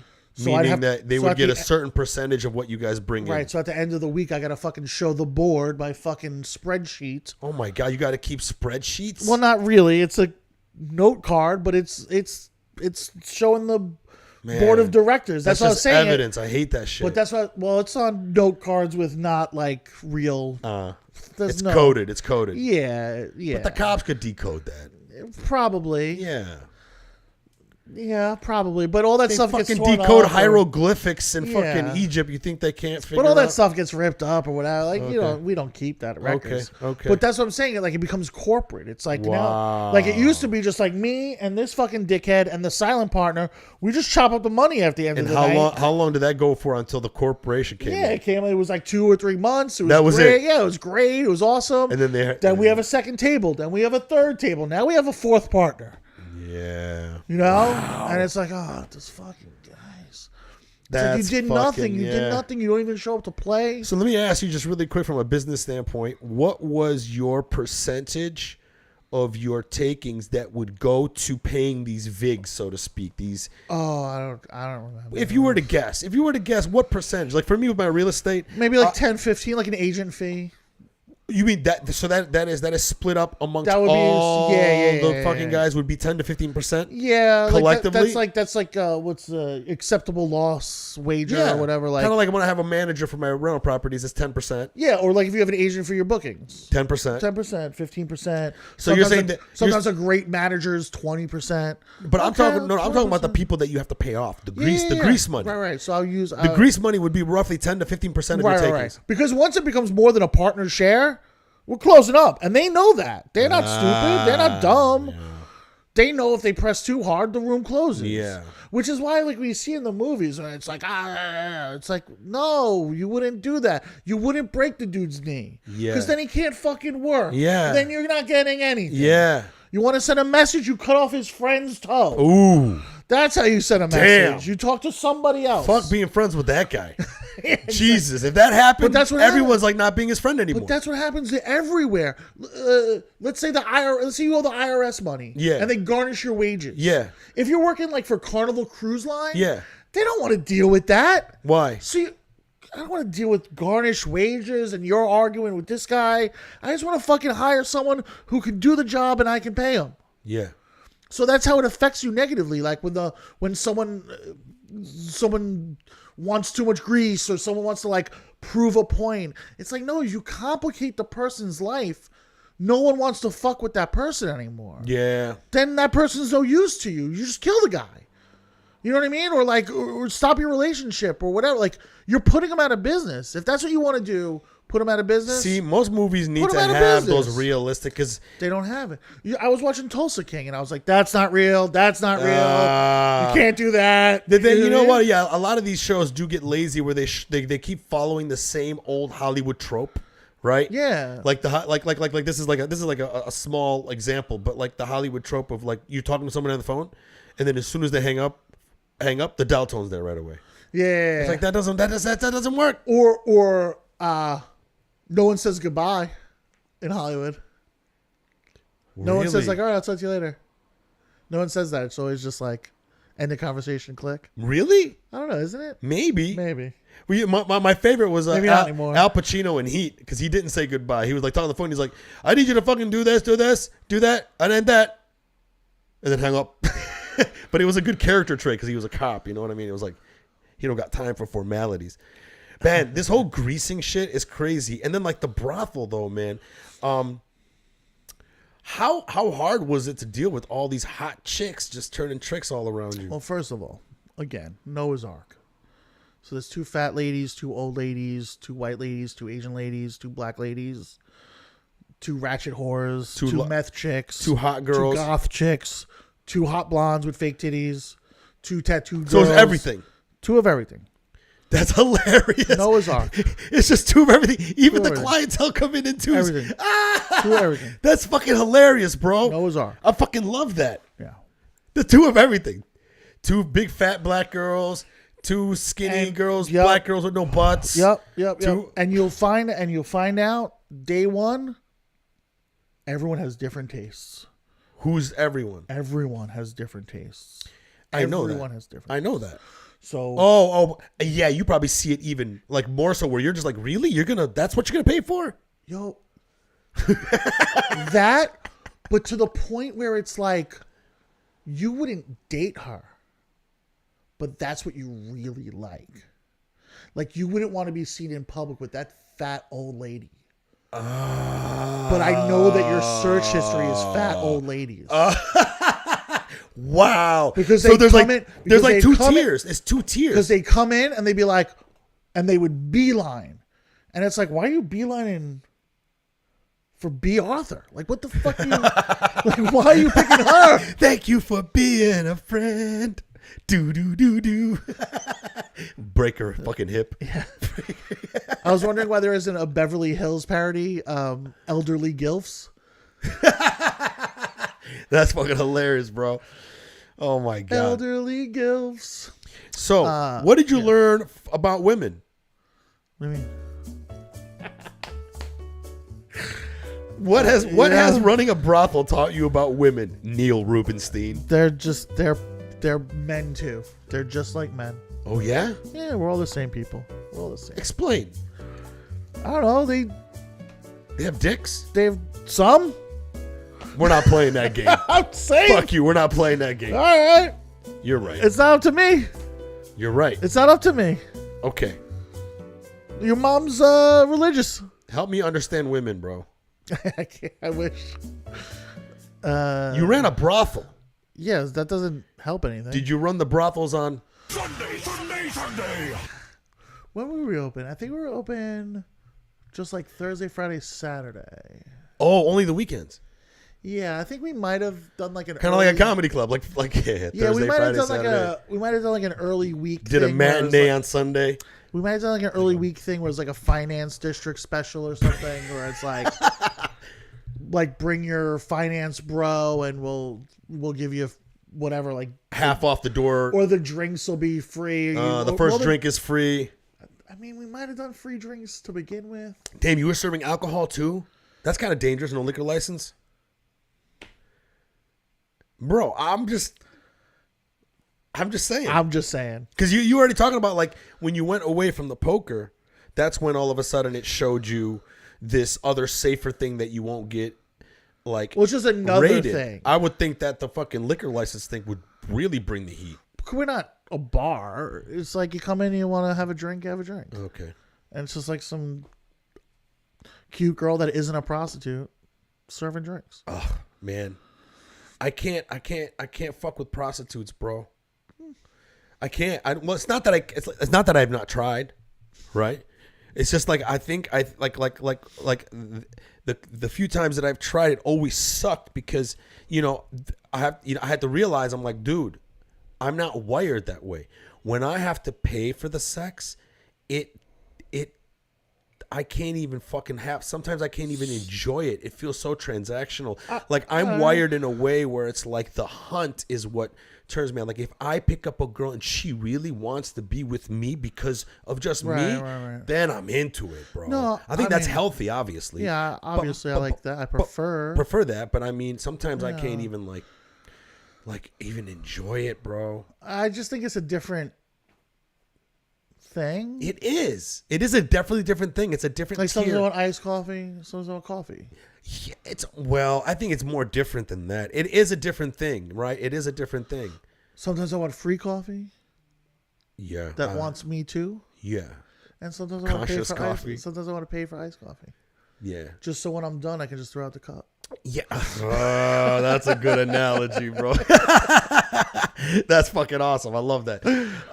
Yeah. I don't know, man. It's just like any other time I have tried it, man. Like a couple of times I couldn't even get it up. Can I tell you that I am more attracted if I find out a girl is a sex worker? Yeah. And she's interested in me for free? Yeah. That is the sexiest to me. That is because you already know what she's what. Like, see, to me, she looks kind of used up, but I can see how you would like that. I can't say this next thing. I've I had gotta say this. I've had strippers, and then one time in Phoenix, a girl who was a call girl who picked me up, and she wanted to hang out with me, and she didn't charge me or anything. I already knew she was a working girl, but she beelined to me and was just like, "Yo, what's cracking?" Yeah, I have a friend that I'm going to see this weekend. She's a sex worker. She does videos, cam girl. We met at a show. I didn't know she was that at the time, and it wouldn't. I mean, honestly, it wouldn't have affected anything. But like getting down to business with her, Getting out of business, getting down to the thing, is like so fun because she's like so open to all these things. Sure, you know what I mean. That's a definite plus for sure. And she's a sweetheart. But And could she's you wife that enthusiastic. girl? Yeah, I don't think I. Exactly. Yeah, why not? Are you sure? I mean, I don't. Don't you think that if you fell in love with her, you start having a problem with her sex work? I'm not like that. That's great. Yeah. I wish sometimes I was more liberal in the way I looked at stuff. Like sometimes I like watching her getting banged by another guy. Really? Well, I've seen that, and I'm great. Yeah, that's great. With the girl that you were dating. With the girl I was. So I've never experienced that. With the girl that you were in love with. That girl I was in love with. But you've done it with girls that you were hooking up with. I have had girls send me videos of them with other boyfriends. And you like that. And I like that. Yeah. Wow. Yeah. I hate that. Yeah. That's the thing, man. We all have different tastes, right? Yeah. Like to me, here's the thing, okay? I'm straight. Yeah. I'm so straight. Okay. I'm almost too straight, right? Okay. Like back in the 80s when you were straight, you were like, fuck yeah, bro. You're a man and you only fuck women. Fuck yeah, you're a real man. And honestly, now that I'm older and mature, I'm like, I'm handicapped.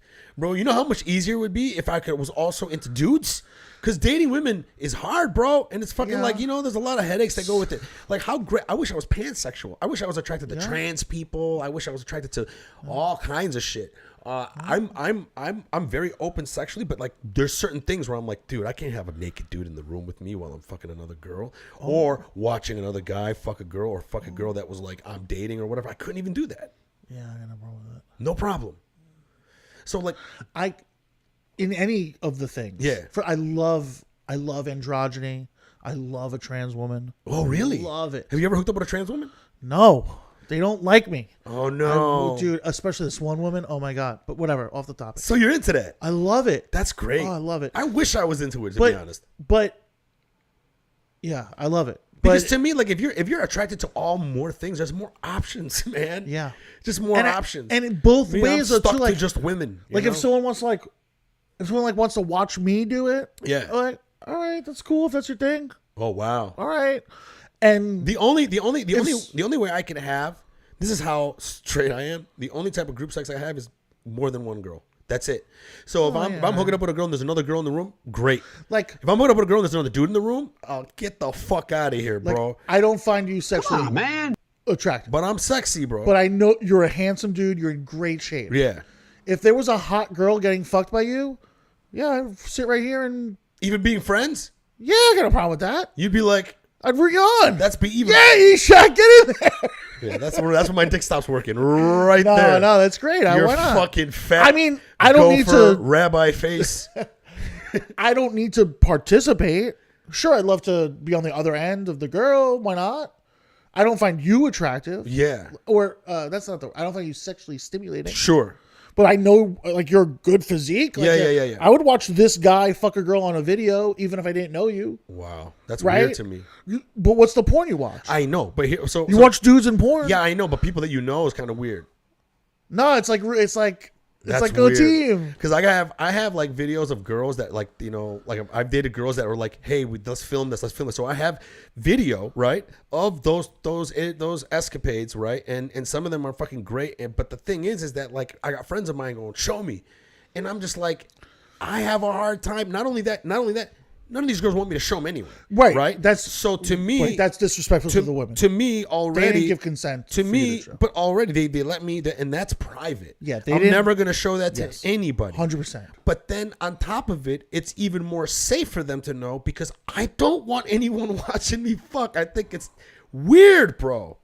It's just weird. I just never. Maybe it goes back to like the rock and roll stuff in my life, where like you're just on tour and it's just like, You was in a rock band, well, I toured with rock bands for a while Right. before I got into poker. so you saw a lot of crazy shit saw a lot of crazy shit at a very young age. at the right age, What's the right age? the late teens, early 20s. Yeah, I right. saw craziness, Wow. and so it was like my first professional tour was with a band opening for Cold Chamber and Seven Dust. Okay. So it was like I don't know what that is. very debaucherous, like Ozfest kind of bands, where it's just like snorting lines of anything off of anyone. Oh wow. Yeah. Good times. Crazy, Fuck yeah. Did you have a good time? awesome time. Yeah. Damn, that's fucking awesome. And I mean, it's still what I love tour is just like the meeting people and the going places. Sure. Love it. Yeah. And I don't know, like I'm just wired differently when it comes to debauchery. It's just like I'm not scared of it, or it's not taboo to me. Which is, I think, why Jason Bacon says Cold Chamber and Seven Dust are amazing, and he also says make this guy a regular. Oh, that's nice. Thanks, man. Yeah. Follow me on things. Follow Neil Rubenstein, guys. Neil Rubenstein, RUBN Steen, STEIN. RUBEN. Not Stain like Bear Bears. But yeah, Neil Rubenstein is one of the funniest guys I know, man.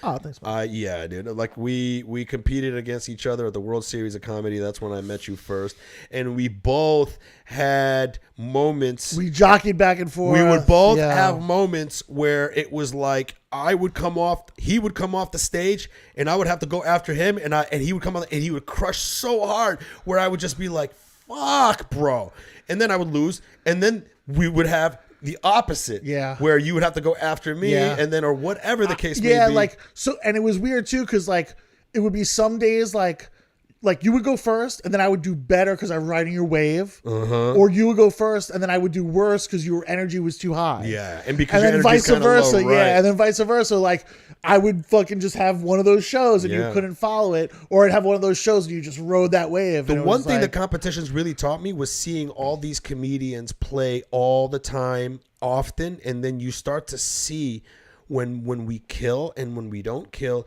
and then you start to learn what it is that makes you kill. And a lot of it is being so in the moment and not caring about the outcome, man. Dude, That's everything. And then, but hold on, if you're really connecting with the audience, they give you so much energy. It changes your body language. The way you tell the joke is funnier because your body moves differently.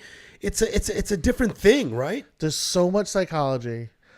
There's so much psychology to everything, and then ultimately it comes down to what you just said. It's just, and I was talking to some newer comics the other day, and I said this, and this is like my mantra: just take the mic out of the stand, put the stand behind me, tell jokes. Yeah, that's it. That's all I'm thinking about. There's nothing else. Yeah, I just want to take the mic out of the stand, put the stand behind me, Yep. and tell some fucking jokes. Yeah. And that's really it. It's just like, but it's a little bit more than that. It's so much more than that. But it's like that, like emptiness. It's just like empty your. Sometimes you can just tell the jokes. Empty your consciousness. Sure, you gotta like, man, you gotta feel good. Oh, you gotta feel good. You gotta feel good about what you're about to do, right? It's the only time I feel good. And you have to feel good about connecting with the audience. Sometimes I will have a bad set, and then when I look at the video, I'm like, I didn't connect with the audience. And my energy just wasn't right, or I was just telling jokes and not being in the moment. Does that make sense? To make so sense. Do you ever feel this? I've felt this recently where I was like, it wasn't working for some reason. And I was like, in my head, I was like, I think I said it to the audience in some form or another, where I was like, I know that I'm funny. I know that I know how to do this job because I've been doing this job and they hired me to do this job today. I don't know that you're a good audience. So I'm not taking the blame for this. You guys got to fucking step it up. Yeah. Like, why are your arms crossed? Like, why are you in a bad mood? What did I say to you to offend you? That's funny. Yes, that's funny. Like, you guys got to fucking come together. Yeah. I'm hired here. They already know I'm funny. Yeah, we're like, we got to all be on the same team. It's on you guys to be a good audience. Yeah, this is that's going to be a long night. Bro. That's great, bro. Yeah, man. I just to me, like, it's amazing. Like, the more of these competitions I do, when I see comics, I did the Seattle comedy competition. I did not win, but I did make it to the finals. But I got to see. Was that this year? Yeah. And then I got to see all these. With Wyatt? Wyatt wasn't on it this year. Oh. He did it 1 year. Last year. He probably did it last year. So it was funny, man, how to see some of us crush and then the next day watching us bomb. And then watching us the next day have a good set, and then watching the same person crush again, and then watch him bomb the next day, and it's just like, yo, dude, it's like that's when you start to realize, bro, a set is a set. Yeah. That's why I couldn't understand. I had a friend of mine who was like, "Hey, do you like Tim Dillon?"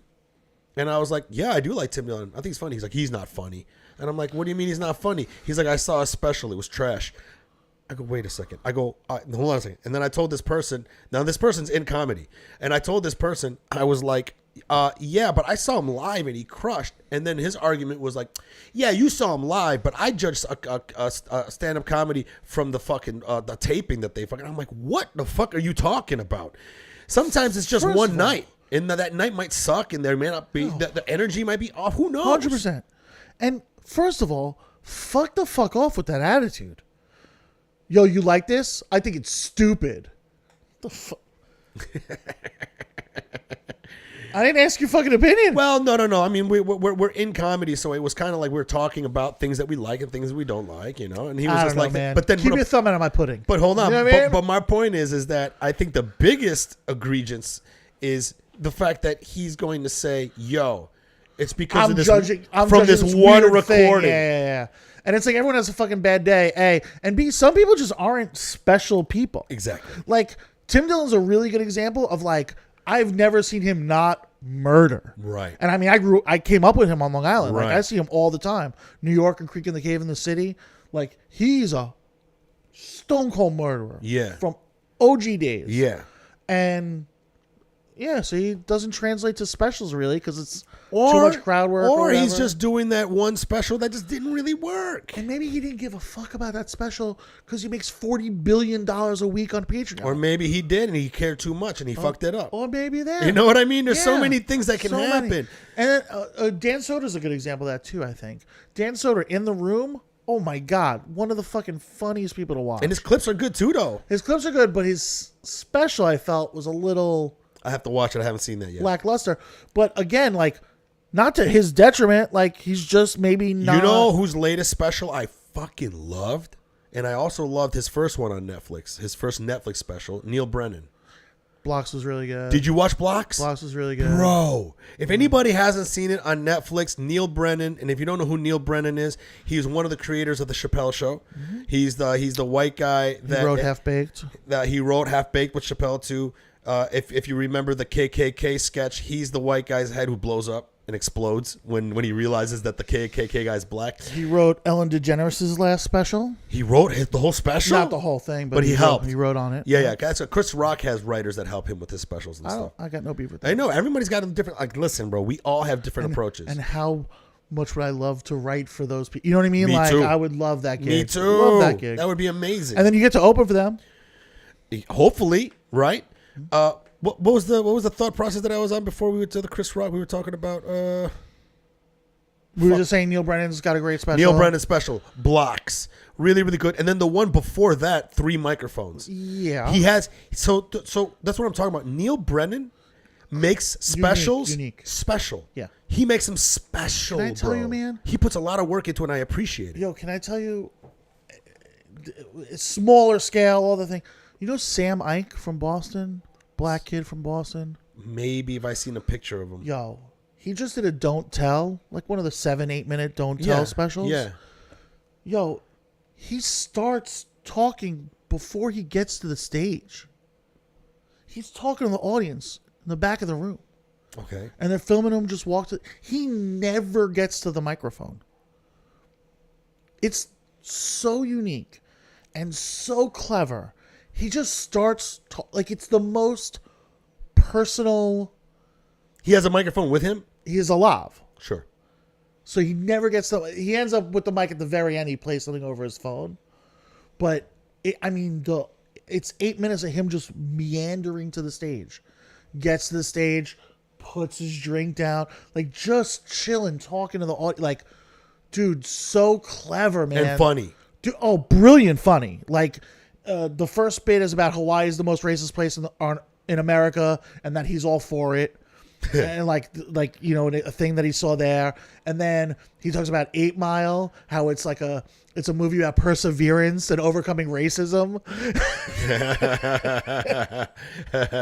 That's a good segue. And then there's the final bit is like he went to see like a black movie in a black movie theater, and he's like the lady was like being extra special about it, and like the audience screaming at each other, like people getting into a fight in the audience. And then he like plays footage of it. Oh, no shit. And, so he like says what happens, gets the laughs. And then he's like, just in case you didn't believe me, plays like a quick highlight. And is like, I have 6 minutes of that unedited. If anyone wants to Instagram me, I'll send you the footage. That's funny. And it's just it's so clever. It's so funny. And different. And so unique. And it's like, oh, that's, like, I don't want to see a lot of that shit because I think a lot of it's going to be bad. Yeah. But that particular one from that person at that moment was like, that's a cool move. Yeah. That's a real cool move. And I think that's a very important thing to do when we're doing our specials, man, because right now people are cranking out specials that are not that special. Yeah. I want to do something personal. I want to do something that represents me. Like not only that, I want to feel like you put work into it. You watch Neil Brennan, his shit is tight. So tight. And he does it in such a loose way, and then he has this, like, the ending was just so, like, he buys good, man. He buys so much equity. He's so smart and funny. Yeah. That you're willing to give him 5 minutes of no jokes. Yeah. Like, we'll just sit there and look, like, he almost cries at one point. Yeah. And you're like, yeah, what do you mean, Neil? Yeah. You know what I mean? Yeah. And then he's like, oh, by the way, I'm going to do comedy. Yeah. And you're like, oh, well, we got back to comedy. It was great. It hit all the highs and lows of emotions, man, and I thought it was brilliant. And I most identified with how he's just like, I can't even just do comedy normal. Like, I have to do this bullshit. 3 microphones. What's it depressed me? You know what I mean? Yeah. And I'm like, yeah, I can't. Like, because that's how I ended up running a fucking brothel, is because I couldn't just play poker. I had to be the dealer. I had to know all the rules. I had to know all the players. Sure. It's like, I can't just do comedy. I have to be like, have to quit my job and spend his political year on the jokes road." about being liberal and how weird it is to be liberal now. He had that one joke where he goes, "This is what it's like to be liberal." I'm paraphrasing, but it's kind of like this. He goes, "You'll meet other people who are liberal, and then you'll tell them I'm liberal, and they'll go, 'We'll see about that.'" Yeah. And I was like, "That was brilliant, bro." Well, that's brilliant. That's it's like how you I- can't be liberal enough. You know what I mean? that's how I feel about- Oh, you're liberal? We'll see about that. But that's how I feel on the other side too. Like you've seen my joke where I'm just like Trump supporters ruined hating Joe Biden. Because I'm I like haven't seen F that. Joe Biden, and they're like, yeah, F Joe Biden. I'm like, yeah, but not like that. Like you make it feel creepy. I don't know. Like I just like it's gross when you say it. Like I just want to don't like him for these reasons. For some good reasons. Yeah, for like policy and stuff. For actual And, like- reasons. and like that he lied to us. Yeah, Like, yeah, I don't yeah. wanna, like, And that he was racist in the past. yeah, And, like I also hate your guy for the same reason. Same shit. Same reasons. yeah. Like you don't like him because he wears a blue tie, not a red tie. That's weird. You don't like Biden because he doesn't have an orange face. How dare you? Yeah, like that's weird. Bro, all I know is before we let go, because we've been at this for almost 2 hours, bro. I have a lot of viewers. I mean, not a lot, but I mean, like usually it's anywhere from like 3 to 10. Today we had up to 7 people like watching it live. We get more listeners than actually watching it. Watching it live, it's like you don't get that many people coming to watch live. But it's So this growing. lives on YouTube. I can send people the link. You can, yeah. And then also I'm probably gonna clip this up. I've been doing a lot of like clipping up and stuff. So Let me know because I'll do those like shared whatever with you. here's somebody just asked a question. Is there a comedian that either of you think is going to blow up soon? Is there a comedian that either of you think is going to blow up soon? Thank you, Hanger 18 Shirts. Well, I mean, there's a lot, but like at what level? You know what I mean? Because like Who's somebody that you're like there's a Hiduji who like he opens for Whitney Cummings and he's like popping right now, but I don't know that he's gonna have a special soon or something. But then there's other people like Hiduji? Zahid Duji. Duji, okay. Or like Tony Casillas is like that. Mike Eaton's like that. Mike Where Eaton, yeah. They're like about to pop, Yeah. but like they're about to pop at a different level. Like, are you talking about like Ian Lara, who like now has an HBO special and now has all these things, Yeah. and it's like him. It's like, well, now he's going to be a household name. You know, he's going to be like a Nate Bargatze.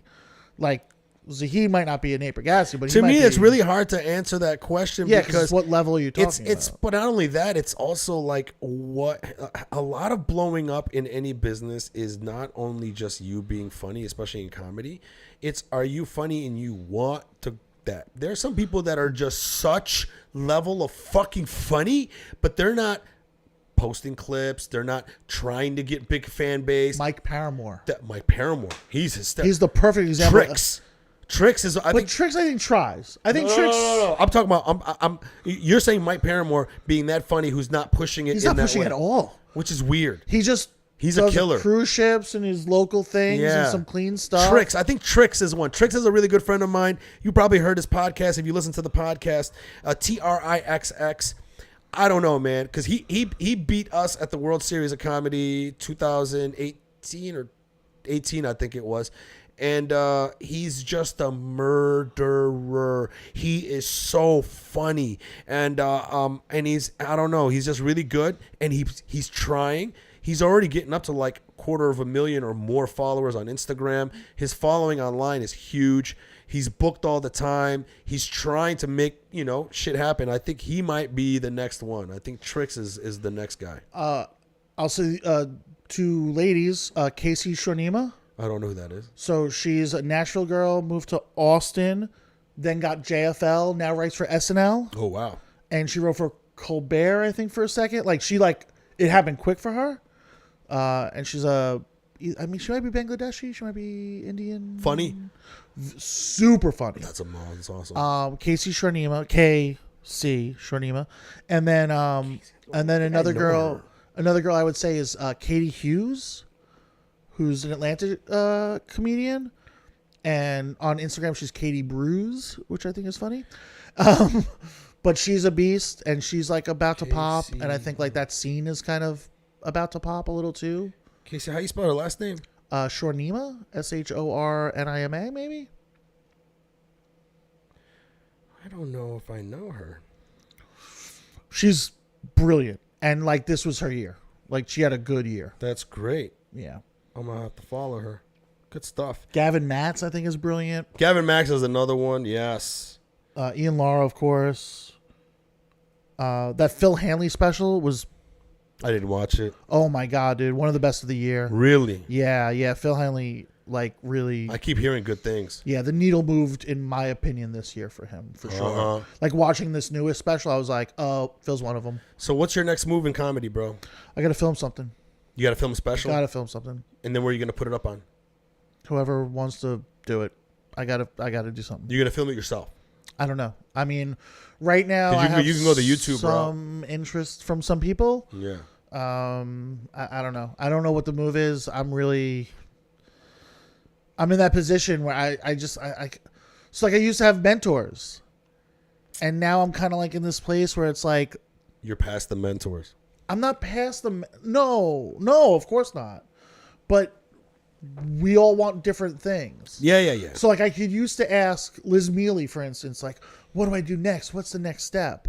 But her next steps Are different than your next steps. are different than what my next steps. Yeah. She's ahead need of to be. you. She's ahead of me, but she went in a different direction. Sure. She, like, you know what I mean? Like she took a left Yeah. at Right. Weehawken, and I'm trying to. I know what you mean. Because there's so many different major routes to take. Yeah. So yeah, like yeah. in comedy to get to where we want to get, there's different highways. Yeah. So then once you start getting on the highway, which highway are you taking? Yeah. You Like know? I work with Ben Bailey a lot now. Right. And I can't ask him. I can't ask him what I should do next, because what he did to get where he was, I mean, that was the 90s or the early 2000s. You know what I mean? Like it was a whole different world. Like I think the key is to find somebody that's in your wheelhouse now. But who? So what I've been doing is, now that I've got that following that's blowing up on Facebook and Instagram, thank you for everyone following me. Now I'm starting to look to all the other comics who are getting the same type of following, and then they're renting out rooms and then selling out those rooms themselves. Yeah, like the Andrew Rivers model, the Steve Hofstetter model. Yeah. Steve, that thing. So then, like, but the ones that are doing it right now, right? so So then Brett- I'm reaching out to them, Right. and we're borrowing information, how to like do. Are you this. friends with Andrew Andrew Rivers? I don't know if I am or not. I'll introduce you guys. Okay. He does that. Yeah. But he's a Hofstetter student. Oh, really? I'm gonna have to reach So out to them. Brett Druck and Andrew Rivers. Yes, I would love to Yeah. pick his brain, You know bro. Luke. Severid? Yes. So he works with Andrew a lot. He does a lot of Andrew's shows. Okay. So talk. Yeah, I'll hook you guys up for sure. But but for me, like, who else is opening for bands? You know what I mean? Like, who else is doing like rock festivals and? You mean comedians? Yeah, and opening for rock bands, and then also opening for comics, and all. You know what I mean? Like, there's no one really in my lane. So it's like I honestly I don't think know. Neil, I think you just need to keep doing that clips thing and building your audience, bro. I think just take the video quality and the audio quality up to another level. Yeah. I can show you how to do that, and it'll be very easy. Yeah. I have like an easy way to do it. Well, you showed me the 4K thing. I showed you the 4K thing. Yeah. Now you just need to get a wireless system Yeah. that has 2 microphones. So my And buddy then- got me a Rhodes for the phone. Rode Wireless Go 2? Yeah. The 2. I don't know. Does it come with 2 microphones? Tiny. It's like a little box. Yeah. 2 microphones. Maybe. You don't even know what the fuck you got. I don't know. How many boxes? 3? Fuck, bro. I'll show you how to use that. Okay. because I have the one that comes with 2 microphones. There's a setup that's more complicated that I use when I do weekends, but my run and gun, and it works for anything, is just have one of the microphones under your shirt on a fucking Lav, yeah. not a lav. I get like a chest strap, right? Okay. And then that thing has a clip. You just put it on your shirt, you clip it, and the microphone's already on your voice. Then you take the other microphone Audience. and you clip it on the curtain, way high up. Or if there's no curtain, try to place it someplace else that's kind of facing the audience. Or if that doesn't work either, the last minute thing to do is, you know, the mic stand. You take the microphone off, and you know how it's got that little half moon thing. Mm-hmm. You clip the microphone there, you tilt it towards the audience a little bit, and then you move it to the front of the stage. Oh. Yeah. I know. I hate that. I hate having the aesthetic of the mic stand. Sure, and listen, I get that, but sometimes I only do that for like drop-in shows where it's going to be so quick. Like it's like, But I could put it So I do like I have my time on my phone. I could probably put it on my phone here, right, and like aim it on the stool. That can also happen too. But the good thing with the wireless system is that both of those feeds get sent to the phone and gets burnt into the video, so you don't have to deal with it syncing it later. It's already burnt into the video. You can have it set to be where one microphone's left channel, one microphone's right, and then when you drop it in the editing, you duplicate the audio, make one only left, one only right, and then the one that's the crowd, you dip it down when you're talking, and then bring it up when they're laughing, and then dip it down when you're talking, and now it's all in there. You don't have to sync up anything. It's just quick. Yeah, bro. I got a lot to teach you. I'm thinking about making a video and then sharing it to all the comedians to like, do that. give an idea of like what it is that I'm doing, because I think everyone just needs to get better audio. Let's get Korean barbecue. Let's go. Yeah, bro. Fucking Neil Rubenstein in LA. No fucking sun, but the sun will come in the form of Korean barbecue, baby. I guess you go like this. You do this. Oh, that's going to get a shot, bro. Don't do that. Sorry. Especially your hands all tatted up and shit. All right. Any last bit of advice for anybody over music? Oh, just be cool. Be cool. That's the you know. We got Sky. Shout out to cats everywhere. Shout out to Blue, my cat at home. Oh, your cat's called Blue? Is your cat blue too? Hey, buddy. Say hi, Sky. Sky, you want to eat? Meow. Meow. I don't think Sky knows what that is. She like the thing that I like about her, she's got the same face I do. Like we both got a mad face for no reason. She's not mad. She's loving life, but her face is like, fuck you. All right, we are going to get the hell out of here, guys. Thank you very much for watching. All the people that are watching, especially new people, follow me, MikeFromDetroit.com. I'm Mike from Detroit on everything. Instagram, TikTok, fucking Pornhub, Mike from Detroit. You go to MikeFromDetroit.com. You can find all my social media links at the top. Join my mailing list so you can get alerts when I do shows. This weekend, I'm going to be in Seattle, 6th and 7th at Club Comedy. February 5th, I'm in San Diego at the Mic Drop. I just booked Detroit House of Comedy. I'm headlining that June 9th and 10th.